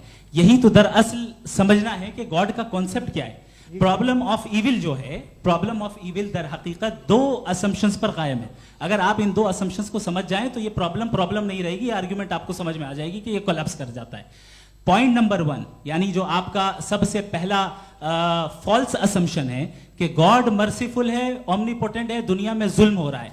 लेकिन आपको यह समझना चाहिए कि हमारे वर्ल्ड व्यू के मुताबिक गॉड सिर्फ ओमनीपोटेंट और सिर्फ मर्सीफुल नहीं है, बल्कि वो ऑल वाइज भी है और वो ऑल नोइंग भी है। उसके हर काम के पीछे हिकमत और विजडम है। ये कोई जरूरी नहीं है कि वो हिकमत और विजडम आपको समझ में आए या मुझे समझ में आए। अगर आप जो समझ रहे हैं उसके मुताबिक आप फैसला कर रहे हैं, ये लिमिटेड पर्सपेक्टिव से आर्ग्यूमेंट है। और इस चीज को हम अपनी दुनिया में, अपने लाइफ में, डेली लाइफ में इस प्रिंसिपल को एक्सेप्ट करते हैं। हम जब किसी डॉक्टर के पास जाते हैं, डॉक्टर के पास जाकर वो अगर उसने हमें कोई दवाई दी है तो हम ये तो नहीं कहते कि जब तक आपके पास जितना नॉलेज और जितना विजडम नहीं है, आपने क्यों ये दवाई दी है, तब तक हम इस चीज को एक्सेप्ट नहीं करेंगे। नहीं कहते, हम उसकी अथॉरिटी को तस्लीम करते हैं। क्यों? क्योंकि उसकी हम जानते हैं कि वो नॉलेजेबल है, वो विजडम वाला है, हमसे ज्यादा नॉलेज और हमसे ज्यादा विजडम है। बताएं सर। नहीं, डॉक्टर में और खुदा में बड़ा डिफरेंस है। डॉक्टर पढ़ा लिखा होता है एक, तो मैं उसकी बात सुनूंगा। 2 ये नहीं, कुछ जवाब तो ये भी नहीं है सर प्लीज, ये आ आप जाइए, अगर चलिए। सब ऑडियंस से बोलने लगेंगे तो हाँ। फिर मतलब नहीं सिविलाइज्ड बहस का। मतलब आप ये कहें कि चूंकि आप डॉक्टर पे बिलीव करते हैं इसलिए खुदा पे बिलीव कीजिए, क्या ये मिसाल आपको समझाने के लिए। आर्ग्यूमेंट है, इस पे आपको एतराज नहीं है। तो सिंपल बात ये है कि मैं अगर ये यकीन कर लूँ कि एक ओमनीपोटेंट, उसकी मसलहत है, ये जो बच्चे मर रहे हैं ये मसलहत है उसकी, मुझे नहीं चाहिए इसकी मसलहत। उसकी मसलहत नहीं, यही तो समझना है। मतलब एक्सपीडियंसी। अच्छा, इस आपने अभी मेरी बात पूरी सुनी नहीं। मैंने कहा आपका पूरा आर्ग्यूमेंट 2 फॉल्स असम्पशंस पर है।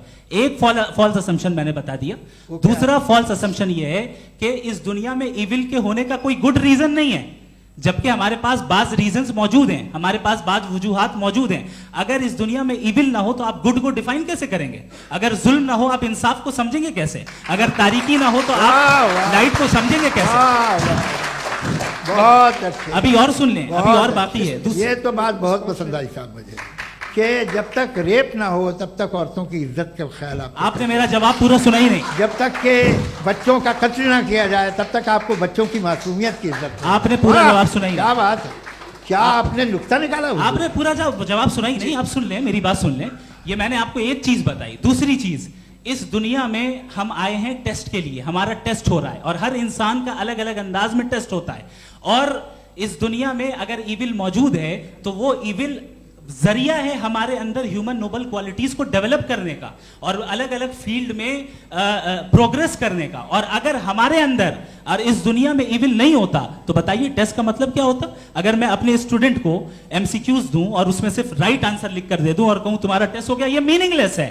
इस दुनिया में अगर हम टेस्ट के लिए आए हैं तो जाहिर है गुड एंड इविल दोनों मौजूद है। तो अगर गुड एंड इविल दोनों मौजूद है तो ये इविल भी खुदा का बनाया हुआ है। जी हाँ, खुदा का बनाया हुआ है, लेकिन अच्छा चलो अच्छी बात। जी बिल्कुल, तो बिल्कुल मतलब खुदा ने बनाया है। अभी तो ये है कि जो मेजॉरिटी है दुनिया में वो इविल है, तो ये खुदा एक्चुअली इविल के साइड पे लग रहा है मुझे। बिल्कुल भी नहीं, मैं बताता हूं। मेजॉरिटी में तो वो है। क्या बात कर रहे हैं भाई आप? मैं बहुत कोई भी जो मुंसिफ होगा, चाहे आपका अपना घर हो जिसके आप सबसे बड़े हैं, चाहे आपकी ऑर्गेनाइजेशन हो जो आप चलाते हैं, वहां पर आप इविल रखेंगे साबित करने को कि बाकी लोग शरीफ हैं। मेरी बात सुन क्या लें। ये आर्ग्यूमेंट ही गलत है? अगर- कि जब तक के कोई इविल नहीं होगा तब तक के शरीफ आदमी शरीफ नहीं लगेगा। अगर एग्जामिनर गलत ऑप्शन दे रहा है तो एग्जामिनर इविल नहीं हो गया, जो गलत ऑप्शन को सेलेक्ट कर रहा है वो फेल होगा। क्रिएटर ने इविल को बनाया है लेकिन वो इविल नहीं है। अच्छा सुनिए मेरी बात, चलिए, लेट मी कंप्लीट सर। जी जी। क्रिएटर ने इविल को बनाया है टेस्ट के लिए, वो इविल नहीं है। इविल वो होगा जो उसे इख्तियार करेगा। छुरी को बनाने वाला गलत नहीं होता है, छुरी का गलत इस्तेमाल करने वाला गलत होता है। रेप को कैसे गलत इस्तेमाल करते हैं? रेप इंसान के फ्री विल का नतीजा है। ये रेप कैसे गलत इस्तेमाल होता है? ये मुझे अब सुन ले, अब सुन ले। गलत इस्तेमाल होता हाँ मैं बता रहा हूँ रेप ना, कैसे गलत मैं बता रहा हूँ जी। कि जो इविल इस दुनिया में मौजूद है उसके कई सारे तरीके हैं। एक तरीका इंसान का अपना फ्री विल है। अब अगर कोई रेपिस्ट रेप कर रहा है तो इसका गॉड का कसूर नहीं है, वो अपने फ्री विल का गलत इस्तेमाल कर रहा है, उसको सजा मिलनी चाहिए। अच्छा। और उसी के लिए जहन्नम बनाई गई है। ये फ्री विल का भी बड़ा चक्कर। आप जब कोई बुरा काम करते हैं या कोई बुराई होती है तो ये कहा जाता है कि ये फ्री विल है। 7 billion free wills are moving on this planet. 7 billion free will. और एक आदमी अपनी फ्री विल से मुझे कत्ल कर दे तो मैं खुदा की मर्जी से मरा हूं कि इसकी फ्री विल की वजह से? मेरी मौत खुदा के हाथ है या ये फ्री विल वाले के हाथ है? खुदा ने फ्री विल का निजाम बनाया है और उस निजाम का गलत इस्तेमाल करके कोई आपको मार रहा है, इस्तेमाल करके मेरा कत्ल कर देता है। अब मेरी मौत का जिम्मेदार कौन है? वो इंसान जिम्मेदार है। वो इंसान। जी। तो ये कहना कि और उसको खुदा ही जिंदगी सजा देता, मिलेगी। तो अब आप आगे चलिए कि ये तय करना कि अल्लाह ही या खुदा, सॉरी अल्लाह ने, खुदा ही जिंदगी देता है, खुदा ही मौत देता है, ये गलत है। बिल्कुल गलत नहीं है। हाँ नहीं, निजाम उसी ने बनाया फ्री विल का। निजाम मौत और हयात का उसी ने बनाया। You are contradicting yourself. अभी आपने कहा कि एक आदमी ने फ्री विल से आपको मार दिया, इसमें उसे फ्री विल दी गई थी, उसने गलत इस्तेमाल किया। 7 billion free wills are moving on this planet और आप चाह रहे हैं कि मैं सिर्फ खुदा का ध्यान करूं। ये 7 बिलियन फ्री विल्स को मुझे लुक आफ्टर करना पड़ेगा कि नहीं? ये तो तबाहियां कर रही हैं और तबाहियां ज़्यादा हो रही हैं। बिल्कुल। तो अगर आप बताएं अगर खुदा नहीं है फॉर एग्जाम्पल, तो आप इविल को कैसे डिसाइड करेंगे? यानी how can you define evil objectively without God? देखिए दुनिया में 2 तरह के जानवर हैं। एक जो अकेले रहते हैं जंगल में और एक जो ग्रुप्स में रहते हैं। ग्रुप में जो भी रहेगा, चाहे वो आपका फाउंडेशन हो, चाहे कोई क्लब हो, चाहे कोई पॉलिटिकल पार्टी हो, चाहे कोई यूनिट हो, उसमें आपको इंटरैक्ट करने के रूल बनाने पड़ेंगे। यानी लोग तय करेंगे। लोग तय करेंगे। अगर लोगों ने यह तय किया कि किसी का रेप करना सही है, आप जस्टिफाई करेंगे? नहीं, आपका फाउंडेशन तो ये हो गया ना कि लोग ही विल डिसाइड करेंगे। नहीं नहीं नहीं, अरे दुनिया में ऐसे ग्रुप्स हैं जो रेप को जायज़ मानते हैं सर्टेन हालात में। मैं डिटेल में नहीं जानूंगा, आप भी जानते हैं। ये जो आईसिस वाले थे इन्होंने क्या किया था, तो उन्होंने क्या किया उसका खुदा से कोई ताल्लुक नहीं है सर। मैंने सिंपल सवाल किया कि इविल को आप डिफाइन करते कैसे हैं? आइए वापस आइए जी। आप साथ में तभी रह सकते हैं जब कुछ आप ऐसे उसूल डेवलप करें जिसमें हर एक का बेसिक तहफ़्फ़ुज़, हर एक का बेसिक राइट हो और हर एक को कोई आराम मिले। यही तरीक़ा है किसी भी ऑर्गेनाइजेशन जिसमें एक से ज़्यादा लोग हैं और वो ऐसे चलती है ज़िंदगी। उसमें अगर आप गड़बड़ करेंगे तो तबाही होगी, नुकसान होगा, बर्बादियाँ आएंगी। और अगर उसमें आप घर ले लीजिए ना, एक हस्बैंड है, एक वाइफ है, बच्चे हैं, वालदा भी हैं, 2 बहनें भी हैं, एक भाई भी है। अब इसमें कोई निज़ाम आपको चाहिए साथ में रहने का, और एक दूसरे पे भरोसा रहे, एक दूसरे के बहीख्वाह हों, एक दूसरे की मदद करें, ऐसी जिंदगी। सर आपकी बात आ गई, आप ये कह रहे हैं कि लोग डिसाइड करेंगे क्या सही है क्या गलत है, यही है मेजॉरिटी डिसाइड करेगी क्या सही है क्या गलत है? अरे भाई बिल्कुल। मेजॉरिटी अगर ये कहे कि नाजी जर्मनी के साथ जिस तरह मेजॉरिटी थी कि जेनोसाइड करना सही है, आप जस्टिफाई करेंगे? उस वक्त आपका ये सवाल सिर्फ उसके बाद क्लोजिंग। हाँ, उस वक्त प्लेनेट पे जो लोग थे उनमें कितने लोग हिटलर को सही समझते? अच्छा, प्लेनेट की मेजॉरिटी तय करेगी, सोसाइटी की नहीं। प्लेनेट की मेजॉरिटी गॉड के एग्जिस्टेंस को सही मानती है, आप क्यों नहीं मानते? ये हेलो ये क्रॉस क्वेश्चन का राउंड यहाँ पर समाप्त होता है। और ये बड़ा अच्छा है कि इस तरह से फ्रेगमेंट कर दिया गया है ताकि जो मरकरी ऊपर जा रहा है नीचे जवाब आ दे जाए। दूं। जी, प्लेनेट की ज़्यादातर मेजॉरिटी कुछ दूसरे मजहबों के खुदा को मानती है। आप उन्हें क्यों नहीं, आप तो मेजॉरिटी की बात कर रहे अच्छा, हैं। ये मैंने क्लोजिंग majority की बात- आप ये कह रहे हैं इविल और गुड को डिसाइड मेजॉरिटी करेगी, मेजॉरिटी जो कर दे वो सही हो जाएगा। अरे क्लोजिंग इसको जैसा आप ही लोगों ने तय किया है उसी फॉर्मेट को फॉलो कर लेते हैं। हाँ। भाई मैंने तो भले लोगों पे एतबार किया और तब मॉडरेशन तय किया। जी, आपके पास 5 मिनट का वक्त है, क्लोजिंग आर्ग्यूमेंट है, उसके बाद हम ऑडियंस से क्वेश्चन आंसर लेंगे जावेद साहब के क्लोजिंग आर्ग्यूमेंट के बाद। Okay, time start. बहुत शुक्रिया जी। हमारा जो टॉपिक है डज गॉड एग्जिस्ट, मैं इस पे इतने एकेडमिक तैयारी करके आया था, मुझे था कि मैंने सोचा था कि कई सारे मैं आर्ग्यूमेंट्स दूंगा, लेकिन वक्त की भी किल्लत और जावेद साहब बार बार इधर उधर चले जा रहे थे तो उसको भी थोड़ा एंटरटेन करना पड़ गया। डज गॉड एग्जिस्ट पे मैं एक ही आर्ग्यूमेंट दे पाया, आर्ग्यूमेंट्स बहुत हैं और डेफिनेटिव आर्ग्यूमेंट्स हैं, और मेरे आर्ग्यूमेंट को किसी एक राउंड में भी इन्होंने एंटरटेन नहीं किया और रेफ्यूट नहीं किया, एक राउंड में भी नहीं, एक राउंड में भी नहीं। कौन सा? और ना ही अभी आपका क्लोजिंग आर्ग्यूमेंट आएगा नहीं, वो उसमें। बता देना। Argument of contingency sir. अरे मैं आपसे कई बार कह चुका हूँ कंटीजेंसी का मतलब अब मैं कैसे समझाऊं प्लीज, आपको? प्लीज, और आपस में, हाँ, आप और प्लीज, कितने प्लीज, आसानी से समझाऊं मैं, मुझे तो नहीं समझ में आ रहा है। बस आप अपनी- argument sir, of contingency Urdu में बोल सकते हैं। हाँ, आप अपनी बात पूरी कर लें जी। आखिरी 4 मिनट। दूसरी चीज, just a minute please ma'am, can I talk? दूसरी चीज ये है कि आपने एक तो इसका जवाब नहीं दिया, दूसरा आपने गॉड के ना होने पर कोई डेफिनेटिव आर्ग्यूमेंट नहीं दिया, सिर्फ मजहब पे बात कर रहे हैं आप। मजहब तो आज हमारा टॉपिक ही नहीं था, आज तो हमारा टॉपिक हो, आप मजहब से ले लेकर आईएस तक चले गए। भाई हमारा क्या ताल्लुक है उससे? We condemn them.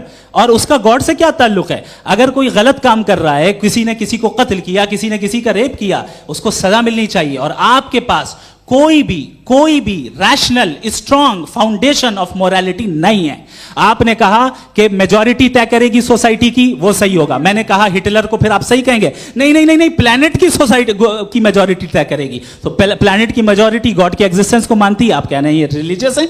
तो यानी आपके पास कोई स्ट्रॉन्ग फाउंडेशन नहीं है ऑब्जेक्टिव मोरालिटी का। ऑब्जेक्टिव मोरालिटी का अगर कोई फाउंडेशन है तो वो सिर्फ गॉड है, गॉड है, गॉड है। थैंक यू जी, ये मुफ्ती शमाइल नदवी साहब का क्लोजिंग आर्ग्यूमेंट था। अब हमारे पास जी ये बड़ा अच्छा है कि दोनों लोगों को मॉडरेटर से शिकायत भी और बोल रहे भाई हमारी शाबाशी भी तो करते चलो। अब मेरी बात जी, आपके पास जावेद अख्तर साहब 5 मिनट का वक्त है, ये आपका क्लोजिंग आर्ग्यूमेंट है, टाइम रीसेट कर दें। जी देखिए, बहुत सारी बातें हैं। गॉड का डेफिनेशन दुनिया के किसी भी रिलीजन में है कि वो ओमनीपोटेंट है, ओमनीप्रेजेंट है, he is just, he is kind, he loves you and so on. मैं जब दुनिया देखता हूँ तो मुझे कोई ऐसा सुप्रीम पावर यहाँ दिखाई नहीं देती है जो इंसान की बहबूदी के लिए कुछ कर रही हो, कमज़ोर को बचा रही हो, मदद कर रही हो, जालिम को पीछे हटा रही हो। मैं नहीं देखा, तारीख़ में नहीं। एक तो अगर है और ये देख रहा है तमाशा, तो उसका होना न होना बराबर है। दोयम ये कि ये जो है, जब आप ये कहते हैं कि कायनात जिसकी कंटीजेंसी है, मैं देखिए वो लफ्ज़ इस्तेमाल किया मैं, तो ये कैसे हो सकती है भाई? और फौरन आप सरेंडर कर देते हैं कि जाहिर है कि इसका बनाने वाला तो इससे 10,000 गुना ज़्यादा कॉम्प्लिकेटेड होगा। उस पर आपके होने पे कोई इतराज़ नहीं है। उसे वो टाइमलेस है, वो पहले से था, टाइम तो बहुत बाद में आया। ये सब आप मानने को तैयार है जिसका आपके पास कोई सबूत नहीं, आपके पास कोई रीज़न नहीं है। आपकी तारीख क्या है मजहबों की? बिलीफ की जो खुदाओं का बिलीफ है ये कॉन्स्टेंटली गलत साबित होता रहा है। मतलब आप कहें कि अरिस्टोटल के ज़माने में तो सब जाहिल थे, वो भी इतने ही यकीन से खुदा पे यकीन रखते थे जो अब नहीं रहा, ये भी नहीं रहेगा, आप लिख लीजिए। और इसके आसार आपको दुनिया में दिखाई देना शुरू हो चुके हैं। ये बहस क्या आज से 100 साल पहले इस तरह हो सकती थी? यहाँ तक तो आपको हम ले आए हैं। तो सर अरे इनको मदद की जरूरत नहीं भाई, ये सेल्फ सफिशिएंट आदमी है, आप क्यों इनकी मदद कर रहे हैं? Sir please. तो ये जो है तमाम बातें अपनी जगह हैं। ये एक पैकेज है। आप अकेले, कोई आदमी ऐसा नहीं जो सिर्फ गॉड को मानता हो, उसके साथ बहुत पैराफर्नेलिया आता है, अलग अलग पैराफर्नेलिया आते हैं। They have always created chaos in the society. मैं तो आपको सीधा ऑफर देता हूँ कि दुनिया में 10 इम्पॉर्टेंट बिलीव्स है। आप 1 मानते हैं, 9 नहीं मानते, 9 में आप एथियस्ट हैं, 9 को आप बिल्कुल रीजनेबली मेरी तरह देखते हैं। तो 90 मजहबी आदमी भी 90% एथियस्ट है, वो दूसरे खुदा नहीं मानता, एक खुदा मानता है अपना वाला, बाकियों को कहता है गलत है। अगर आप मानना ही बंद कर दें तो आपका 10% चांस है कि आप सही हैं और 90% चांस है कि आप गलत हैं। मेरा मशवरा है आप मानना छोड़ दिए तो 50% चांस होगा कि आप सही हैं और 50% चांस होगा, 40% आप गेन करेंगे बाय बिकमिंग एन एथियस्ट।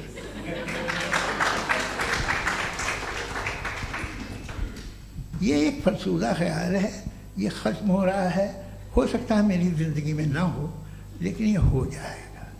जो बातें ये इनको आप मेटाफिजिकल ये वो ऐसे रिस्पेक्टेबल टर्म दे दिए, ये तो उन लोग के हैं जिन्हें ना फिजिक्स मालूम थी ना मेटा मालूम था, ये उन्होंने आपको दिए हैं। जी बहुत शुक्रिया आप दोनों लोगों का। और अब इस बातचीत का आखिरी राउंड शुरू होगा, डज गॉड एग्जिस्ट की ये बहस मुफ्ती शमाइल नदवी और जावेद अख्तर साहब के बीच। आप लोग अपने अपने हाथ ऊपर करेंगे, मैं यहाँ से तय करूँगा।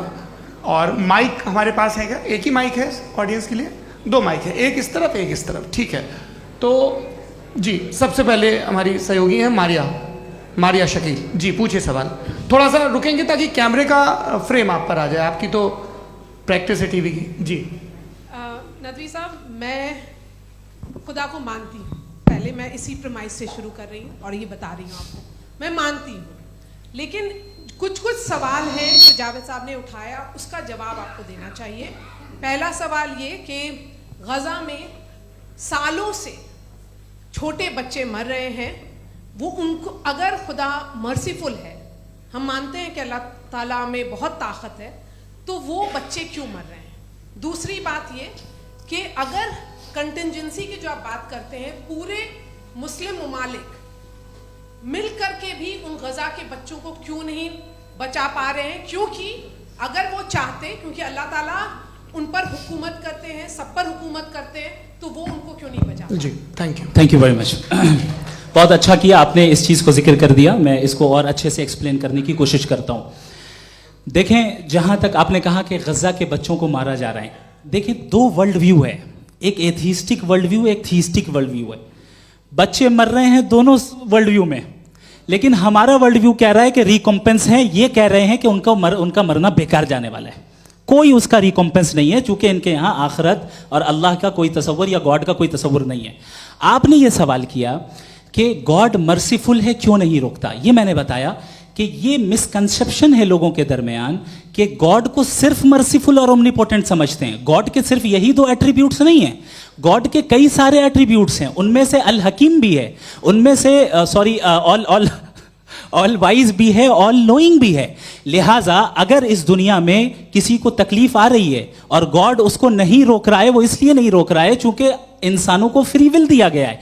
ठीक इसी तरीके से अगर एक डॉक्टर किसी छोटे बच्चे को इंजेक्शन लगा रहा है, उसे तकलीफ पहुंच रही है, उसके लिमिटेड पर्सपेक्टिव के एतबार से यह गलत हो रहा है और डॉक्टर बुरा है। लेकिन जब आप ब्रॉडर पिक्चर को देखेंगी, आपके और हमारे पास सिर्फ एक पिक्सल है, हमें इतना नजर आ रहा है कि गजा में कत्ल हो रहा है, लेकिन इसके पीछे कितना रिकॉम्पेंस उनको मिलने वाला है, पूरा पिक्चर गॉड के पास है।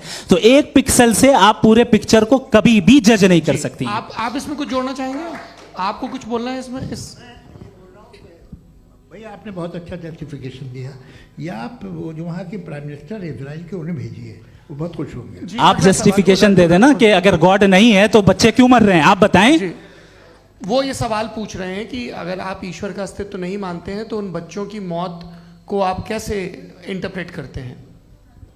भाई ये दुनिया जो है, जो ताकतवर लोग होते हैं वो एक नाइंसाफी करते हैं। तो ये अच्छा काम है आपके नजदीक, तो नेचर नाइंसाफी पे मबनी है। अरे मेरे भाई, आप नेचर की कहाँ बात कर रहे हैं, तो इंसान की बात जी, कर ये रहे तो फिर जब मैं इंसान की बात कर रहा था आप नेचर की बात करने लग क्रॉस गए। एग्जामिनेशन नहीं। हैं। हाँ, अब आप मुझे बोलने नहीं देंगे तो अलग बात है, आप बोलिए, मुझे कोई इतनी जल्दी नहीं। जी नहीं, ये क्रॉस नहीं, एग्जामिनेशन एक है। मिनट हाँ। रुकिए। Cross मुझे examination। बोल तो लेने दीजिए। जी, बोलिए। ऐसी क्या बात ये है कि ह्यूमन सोसाइटी तभी साथ में रह सकती है जब वो मोहब्बत से, एकता से, एक दूसरे के एहतराम करके रहे। इसके अलावा पॉसिबल नहीं है, अकेले तो इंसान रह ही नहीं सकता। वहाँ पर कुछ लोग हैं जो फाउल करते हैं। वो फाउल हम हमेशा से तारीख में होता आया है। आज ये हो रहा है, जो हो रहा है बहुत बुरा हो रहा है, बहुत जालिमाना है, बहुत जाबराना है। उसको आप कहें कि ये बच्चों को कॉम्पनसेशन मिल जाएगा या इसकी इंजेक्शन है, इंजेक्शन तो हेल्थ के लिए दिया जाता है। आप ये कह रहे हैं कि ये बच्चों की जो धज्जियां उड़ रही हैं ये इंजेक्शन है, ये विटामिन टेस्ट का। है, ये टेस्ट है, और उस टेस्ट में अगले उनको ऐसा रिकॉम्पेंस मिलेगा जो आपके तस्वुर के बाहर है। ये आप 3 बरस के बच्चे को बारूद से उड़ा के टेस्ट ले रहे हैं। वाह, वो नहीं ले रहा है, खुदा नहीं उड़ा रहा है, इजराइल उड़ा रहा है। जी, ये तो उसको कंडम अगला करें। सवाल लेते हैं। अगला सवाल लेते हैं प्रोफेसर पुरुषोत्तम अग्रवाल। मुफ्ती साहब, एक निवेदन आपसे है कि कम से कम थोड़ा सा माइक क्लोज एक रखें। रिलीजियस और फिलोसफिकल कर रहे मैम प्लीज। एक रिलीजियस और फिलोसफिकल ट्रेडिशन है जो ब्रह्मांड को यानी यूनिवर्स को ही अंतिम मानती है। सर्वम खलु इदम ब्रह्मम, this is Chandogya Upanishad, and it completely rules out the existence और नेसेसिटी, आपके शब्दों में necessity of a creator. The creation itself is the creator. तो एक मिनट प्लीज। दूसरा जो सवाल आपने अभी, जो आप बार बार कह रहे हैं कि भगवान विद्वान भी है, वाइज, सब जानने वाला, तो अगर विजडम में दुनिया भर के पापों और अत्याचारों को बर्दाश्त करना शामिल है, तो फिर इसका मतलब ये हुआ कि अगर मैं फ्री विल से उसको अपोज करता हूं तो ईश्वर की विजडम और मेरी फ्री विल में कॉन्ट्राडिक्शन है। Because when I am opposing whatever is happening in Gaza, then I am opposing the God's will और गॉड्स विजडम। जवाब लेते हैं क्योंकि तो गॉड की विजडम में, एक मिनट सौरभ प्लीज सर, ये एक जुमला, गॉड की विजडम है कि गाजा में जो कुछ हो रहा है वो हो रहा है, मैं उसको अपोज कर रहा हूं, तो मैं गॉड की विजडम के खिलाफ जा रहा हूं। एक सवाल। दूसरा ये नहीं, आपने 2 ऑलरेडी। सर आप और सवाल कर लें, लेकिन मुझे 2 जवाब दे सर, दें। सर, पहले आपने ये कहा, सुनिए मेरी बात सुनिए। भाई इजराइल के गॉड के मुताबिक तुम्हारा ठीक हो रहा है ना? नहीं हो रहा है, ठीक नहीं हो रहा है, मैं बता रहा हूं क्या हो रहा है। आप तशरीफ रखें, मैं बता रहा हूं क्या हो रहा है। Let me complete please. एक सेकंड गाइस, एक सेकंड। ये देखिए, ऐसा है कि ये सब बड़ा आपस में विचार विमर्श के बाद ये तय हुआ था कि कुछ नियम बना लिए जाएं ताकि एक टाइम बाउंड बातचीत चले। और भाई साहब, आप बड़ा जरूरी काम कर रहे हैं लेकिन कैमरे के फ्रेम में आके उस काम को गड़बड़ कर दे रहे हैं। ठीक है गुरु, अब मेरे को कहीं का गुस्सा कहीं निकालना था, सॉरी। नहीं, कोई गुस्सा नहीं है जी। तो प्रोफेसर ने सवाल पूछे, आप उनके जवाब दें, और थोड़ा ये सब लोग थोड़ा ख्याल रखें भाई, सवाल संक्षिप्त रखें जी। आपने 2 सवाल किए। सबसे पहला ये कहा कि हमारे पास ये कॉन्सेप्ट है कि ये यूनिवर्स खुद नेसेसरी बीइंग है, creation itself is the creator. How irrational is this कि मैं एग्जिस्ट करूंगा बाद में, लेकिन अभी एग्जिस्ट कर भी रहा हूं, यानी एक ही टाइम में एग्जिस्ट भी कर रहे हैं, नहीं भी कर रहे हैं। This is not true. दूसरी चीज, आपने कहा कि अगर इजराइल में, सॉरी माफ कीजिएगा, Israel doesn't exist, occupied Palestine में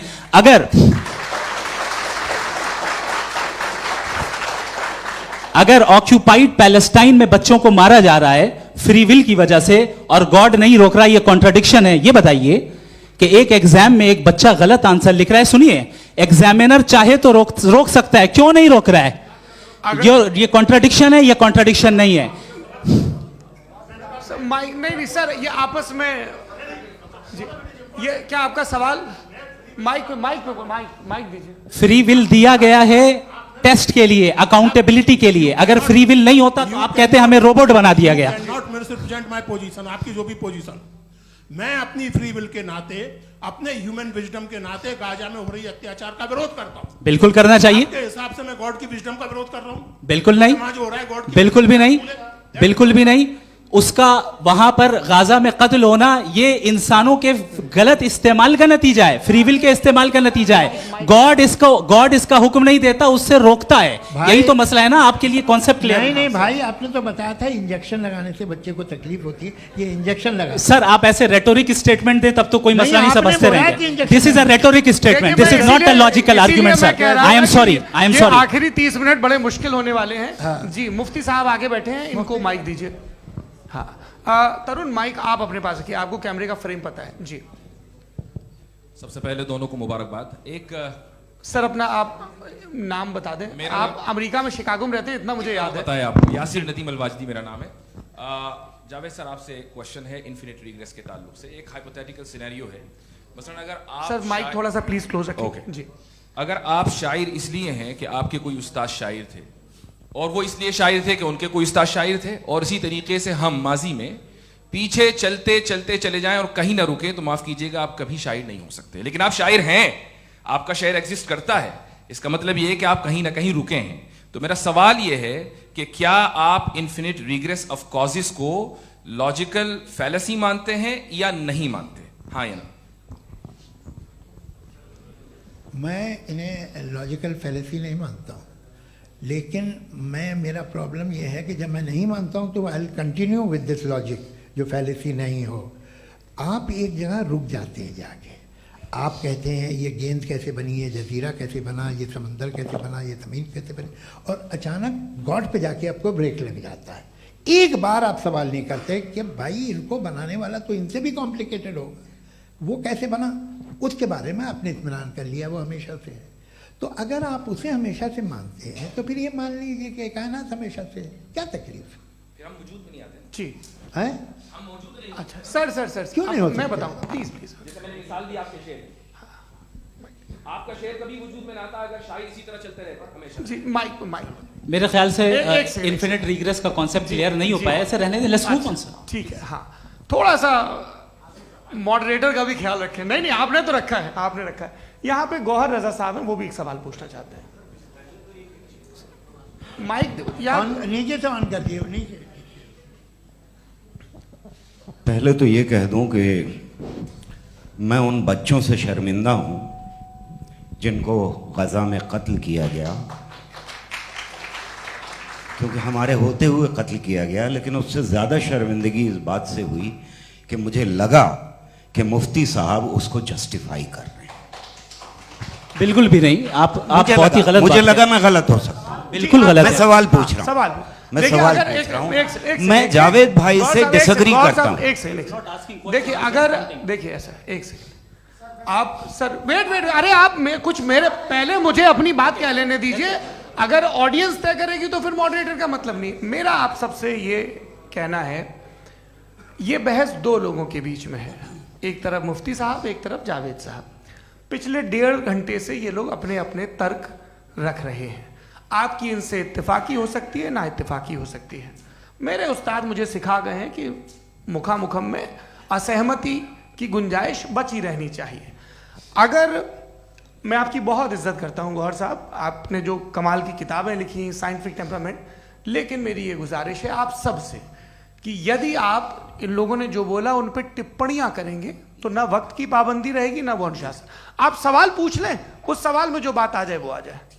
मैं जावेद साहब से डिसएग्री करता हूं, इसलिए जावेद साहब से सवाल पूछ रहा हूं। आपका सवाल जावेद अख्तर साहब से। और सवाल यह है मेरा कि जावेद साहब ने कई बार लॉजिक का इस्तेमाल किया कि साइंस में लॉजिक है और रिलीजन में लॉजिक नहीं है। मेरा ख्याल यह है कि रिलीजन में भी लॉजिक है, लेकिन उस लॉजिक की बेसिस यह है कि आप रुक जाते हैं, जिसका जिक्र जावेद साहब ने बार बार किया, यानी खुदा के तसव्वुर पे आते हुए, गॉड के तसव्वुर पे आते हुए रुक जाते हैं।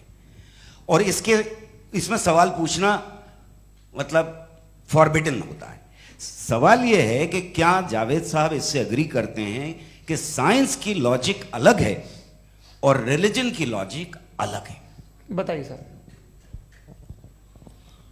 देखिए 3 चीज़ें हैं, साइंस है, एक है मंतिक है, इस्तिदलाल है, और एक जो है कुछ भी नहीं है, फेथ है, अकीदा है।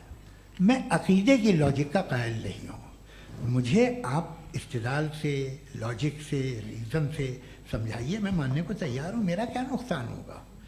लेकिन ये कि अकीदे पे मैं नहीं जा सकता हूँ। अकीदे का मतलब है कि तुम ये मान लो, सवाल ना करो, ये नहीं।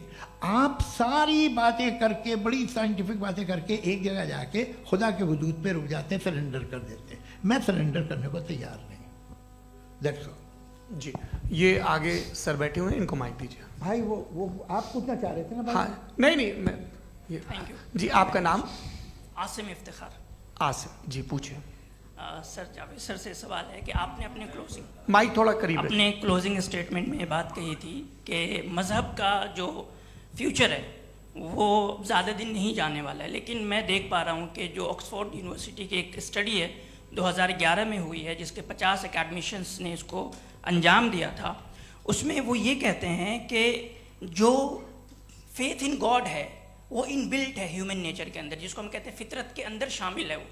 और वो ये कहते हैं कि अगर कोई ये समझता है कि मज़हब को वो ख़त्म कर देगा तो ये उसकी गलत फहमी है। तो आप इसके बारे में, इस स्टडीज़ के बारे में क्या कहते हैं? ठीक है, मैं उनसे एग्री नहीं करता हूँ।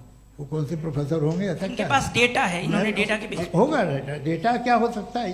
फ्यूचर का डेटा तो नहीं हो सकता ना उनके पास, प्रेजेंट का डेटा हो सकता है। डेटा आपने सुना 100 साल पहले का बाद का डेटा? मैंने तो नहीं सुना आज तक। तो आज उनकी ये राय है और होगी राय, ठीक है। दुनिया में तरह तरह की राय है लोग, लेकिन मैं समझता हूँ कि वक्त के साथ इंसान ज़्यादा से ज़्यादा रीजनेबल और लॉजिकल होता जा रहा है।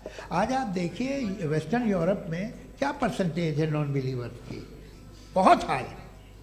वहाँ चर्च खाली पड़े होते हैं। तो अल्टीमेटली तो इंसान कोई ऐसी बात बहुत अरसे तक नहीं मान सकेगा, चाहे गलत या सही, जो उसे, उसके दिमाग को, उसके जहन को, उसकी लॉजिक को अपील लगे।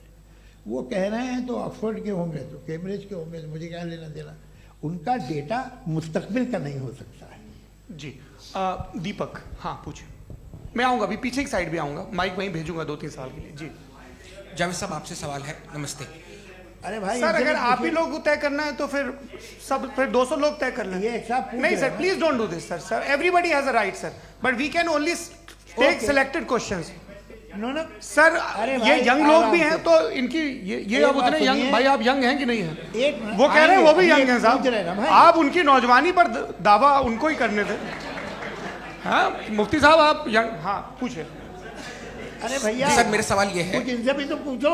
जी हाँ। नहीं, बस आपसे एक सवाल है। जैसे थीस्टों के पास, अपने जो ईश्वर को मानते हैं, उनके पास अपने सोशल गेट टुगेदर्स हैं। 5 रोज़ क्रिसमस आने वाला है, होली है, दिवाली है, ईद है।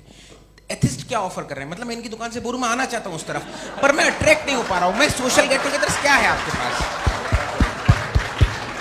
वो ये कह रहे हैं कि जो धार्मिक लोग हैं, अलग अलग धर्म के लोग, उनके उत्सव त्योहार, कॉन्ग्रीगेशन बड़ी बहुत बात। हैं। अब आपको मैं एक सुनाता हूँ, यहाँ हिस्टोरियन भी बैठे हैं। मृदुला जी, आप बताइएगा सही है क्या? ये एक कॉन्स्टेंटाइन, एक ग्रीक रोमन बादशाह था, जो क्रिश्चियनिटी आने के 400 साल बाद उसने डिसाइड किया कि मैं क्रिश्चियन हो जाऊंगा, मेरी पूरी स्टेट कैंसिल हो जाएगी। उस ज़माने में ऐसे ही होता था, राजा जो धर्म इख्तियार करता था वो जनता भी कर लेती थी। इसलिए कि वो हो गया था बैंकक्रप्ट, और उसे जो मेडिटेरियन कोस्ट के रिच क्रिश्चियन वो थे मर्चेंट, उससे पैसा चाहिए था। तो उसने कहा यार क्रिश्चियन हो जाओ। तो उसने अपने वजीर से कहा कि भाई ये हिस्ट्री है कि अब हम लोग क्रिश्चियन हो जाते हैं। कहते सर हो जाएंगे, कोई प्रॉब्लम नहीं है, लेकिन एक प्रॉब्लम ये है कि 17 दिसंबर से 25 दिसंबर तक जो पेगन फेस्टिवल होता, जो पेगन जो फेस्टिवल होता है वो बंद हो जाएगा, इसलिए कि हम क्रिश्चियन हो गए तो होगा नहीं। तो वो बच्चों को बहुत बुरा लगेगा, पब्लिक को बहुत इंजॉय करते हैं, खासतौर से 25 को मेन डे। उसने कहा हाँ ये तो सही कह रहे हो, ये जीसस क्राइस्ट की पैदाइश कब थी? कहते साहब वो अप्रैल में थी। नहीं, कट करो, वो 25 दिसंबर को है। यह हकीकत है। जी। और 400 साल बाद क्रिश्चियनिटी के अप्रैल से दिसंबर ले आए, और इसलिए कि यहाँ पेगन फेस्टिवल होता था। अब मनाते हैं आप आराम से। ये जो सारे फेस्टिवल हैं ये रिलीजन से, हर एक को एक इंटरटेनमेंट डिपार्टमेंट चाहिए होता है अपनी कंपनी चलाने के लिए। तो ये रिलीजन ने, ये सेकुलर त्योहार थे जिन्हें रिलीजन्स ने ले लिया है। ये मौसम के थे, फसलों के थे, किसानों के थे, उसको आपने लेके रिलीजियस रंग दे दिया। ये कोई रिलीजन से थोड़ी आए हैं। आप अच्छा हमें देखिए, हम तो मुल्द हैं, हम ईद मनाते हैं, हम दिवाली मनाते हैं, हम होली मनाते हैं, हम क्रिसमस मनाते हैं। बम्बई की फिल्म इंडस्ट्री की सबसे बड़ी होली हमारे घर में होती है, सबसे बड़ी ईद हमारे घर में होती है। वो हमारे सोशल वो है, हमारा हेरिटेज है। ऐसा थोड़ी है कि we will throw the baby along with the water. ये तो अच्छी चीज़ है, इन्हें रखो, जो बेकार है फेंक दो। जी हाँ। हेलो जी, मेरा सवाल नादवी जी से है। जैसा कि आपने बोला कि गॉड टाइम के भी परे हैं और गॉड इतनी कॉम्प्लेक्स चीज़ है कि उसे ह्यूमन माइंड समझ नहीं सकता, और गॉड ने अर्थ पे फ्री विल भी दे दी है, तो आप अपना वक्त ज़ाया क्यों कर रहे हैं गॉड के बारे में बात करके? अपन को तो बात करनी चाहिए कि सोसाइटी को बेहतर कैसे करें। जी, मैं गॉड वही बताता है सोसाइटी को कैसे बेहतर करे। अभी मैं आपका जवाब देता हूँ। आपने कहा कि टाइम पे वो एग्जिस्ट नहीं करता, सो मेरा सवाल ये है कि जैसा आपने बोला कि गॉड बहुत ही कॉम्प्लेक्स चीज है, मैंने और कहा ही नहीं कि कॉम्प्लेक्स है, तो आपके अल्फाज हैं। कॉम्प्लेक्स का लफ्ज गॉड के लिए सुइटेबल नहीं है। क्यों? क्योंकि कॉम्प्लेक्स वो चीजें होती हैं जो ऑब्जेक्ट हो। God is not an object जिसको आप इंस्ट्रूमेंट के जरिए लेबोरेटरी में जाके टेस्ट करें, oh it's very complex. No, वो कोई कार का इंजन नहीं है। मेरा वो सवाल फिलोसॉफिकली नेसेसरी बीइंग ऐसी बीइंग है जो सिंपल बीइंग है। हाँ, आप उसको मुकम्मल तौर पे उसकी तमाम हिकमतों को जान ले और हर चीज को जान ले, ये पॉसिबल नहीं है, क्योंकि वो ऑल वाइज है, आप ऑल वाइज नहीं है, और वो खुदा है, वो आपको सारी चीजें बता दे, ये जरूरी नहीं। मेरा सवाल ये नहीं था। मेरा सवाल ये था कि जब गॉड इतना परे है इस दुनिया से कि उसने अर्थ पे फ्री विल भी दी है, हम सब ह्यूमंस की फ्री विल है, और जो सोसाइटी में हो रहा है वो अपन लोग डिसाइड करेंगे, तो अपन लोग डिसाइड नहीं करेंगे ना, अपन लोग डिसाइड नहीं करेंगे। गॉड जो है, गॉड ने वो उसकी जात, उसकी एग्जिस्टेंस टाइम एंड स्पेस से परे है, लेकिन वो हमारा टेस्ट ले रहा है, और उसी गॉड ने हमें बताया कि तुम्हें क्या करना है क्या नहीं करना है, तो जाहिर है उस गॉड की बात सुनेंगे ना हम। जी, वो पीछे एक चश्मा लगाया जो मैम खड़ी हैं, उनको दीजिए। हाँ, आप जी जी बिल्कुल आएंगे। देखिए, मैं कोशिश कर रहा हूँ सब तरफ जाने की। हाँ, उनको दीजिए माइक। जी, हेलो सर, मैं ओमनी प्रेजेंट नहीं हूँ, टाइम पाबंद हूँ, और जहां तक कोशिश कर सकता हूँ करूंगा। जी, अपना नाम बताइए। मेरा नाम उर्सुला है, मैं दिल्ली यूनिवर्सिटी की एक स्टूडेंट हूँ, और मैं स्टूडेंट फेडरेशन ऑफ इंडिया से हूँ।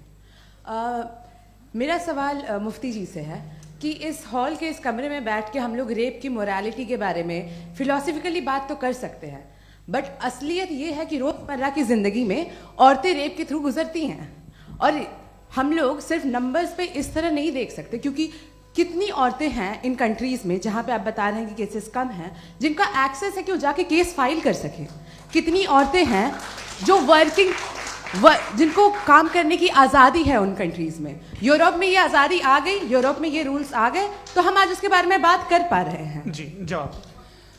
आपने ये कहा कि कमरे में बंद होकर हम लोग इस पर फिलोसफिकली बात कर सकते हैं, लेकिन हकीकत में क्या हो रहा है, वो ग्राउंड लेवल पे क्या हो रहा है, जो बहुत गलत हो रहा है, और वो सफ़र कर रही हैं। आई अग्री, बहुत गलत हो रहा है, और जो गलत हो रहा है उसको हमें रोकना है। और क्यों रोकना है, वो गलत क्यों है?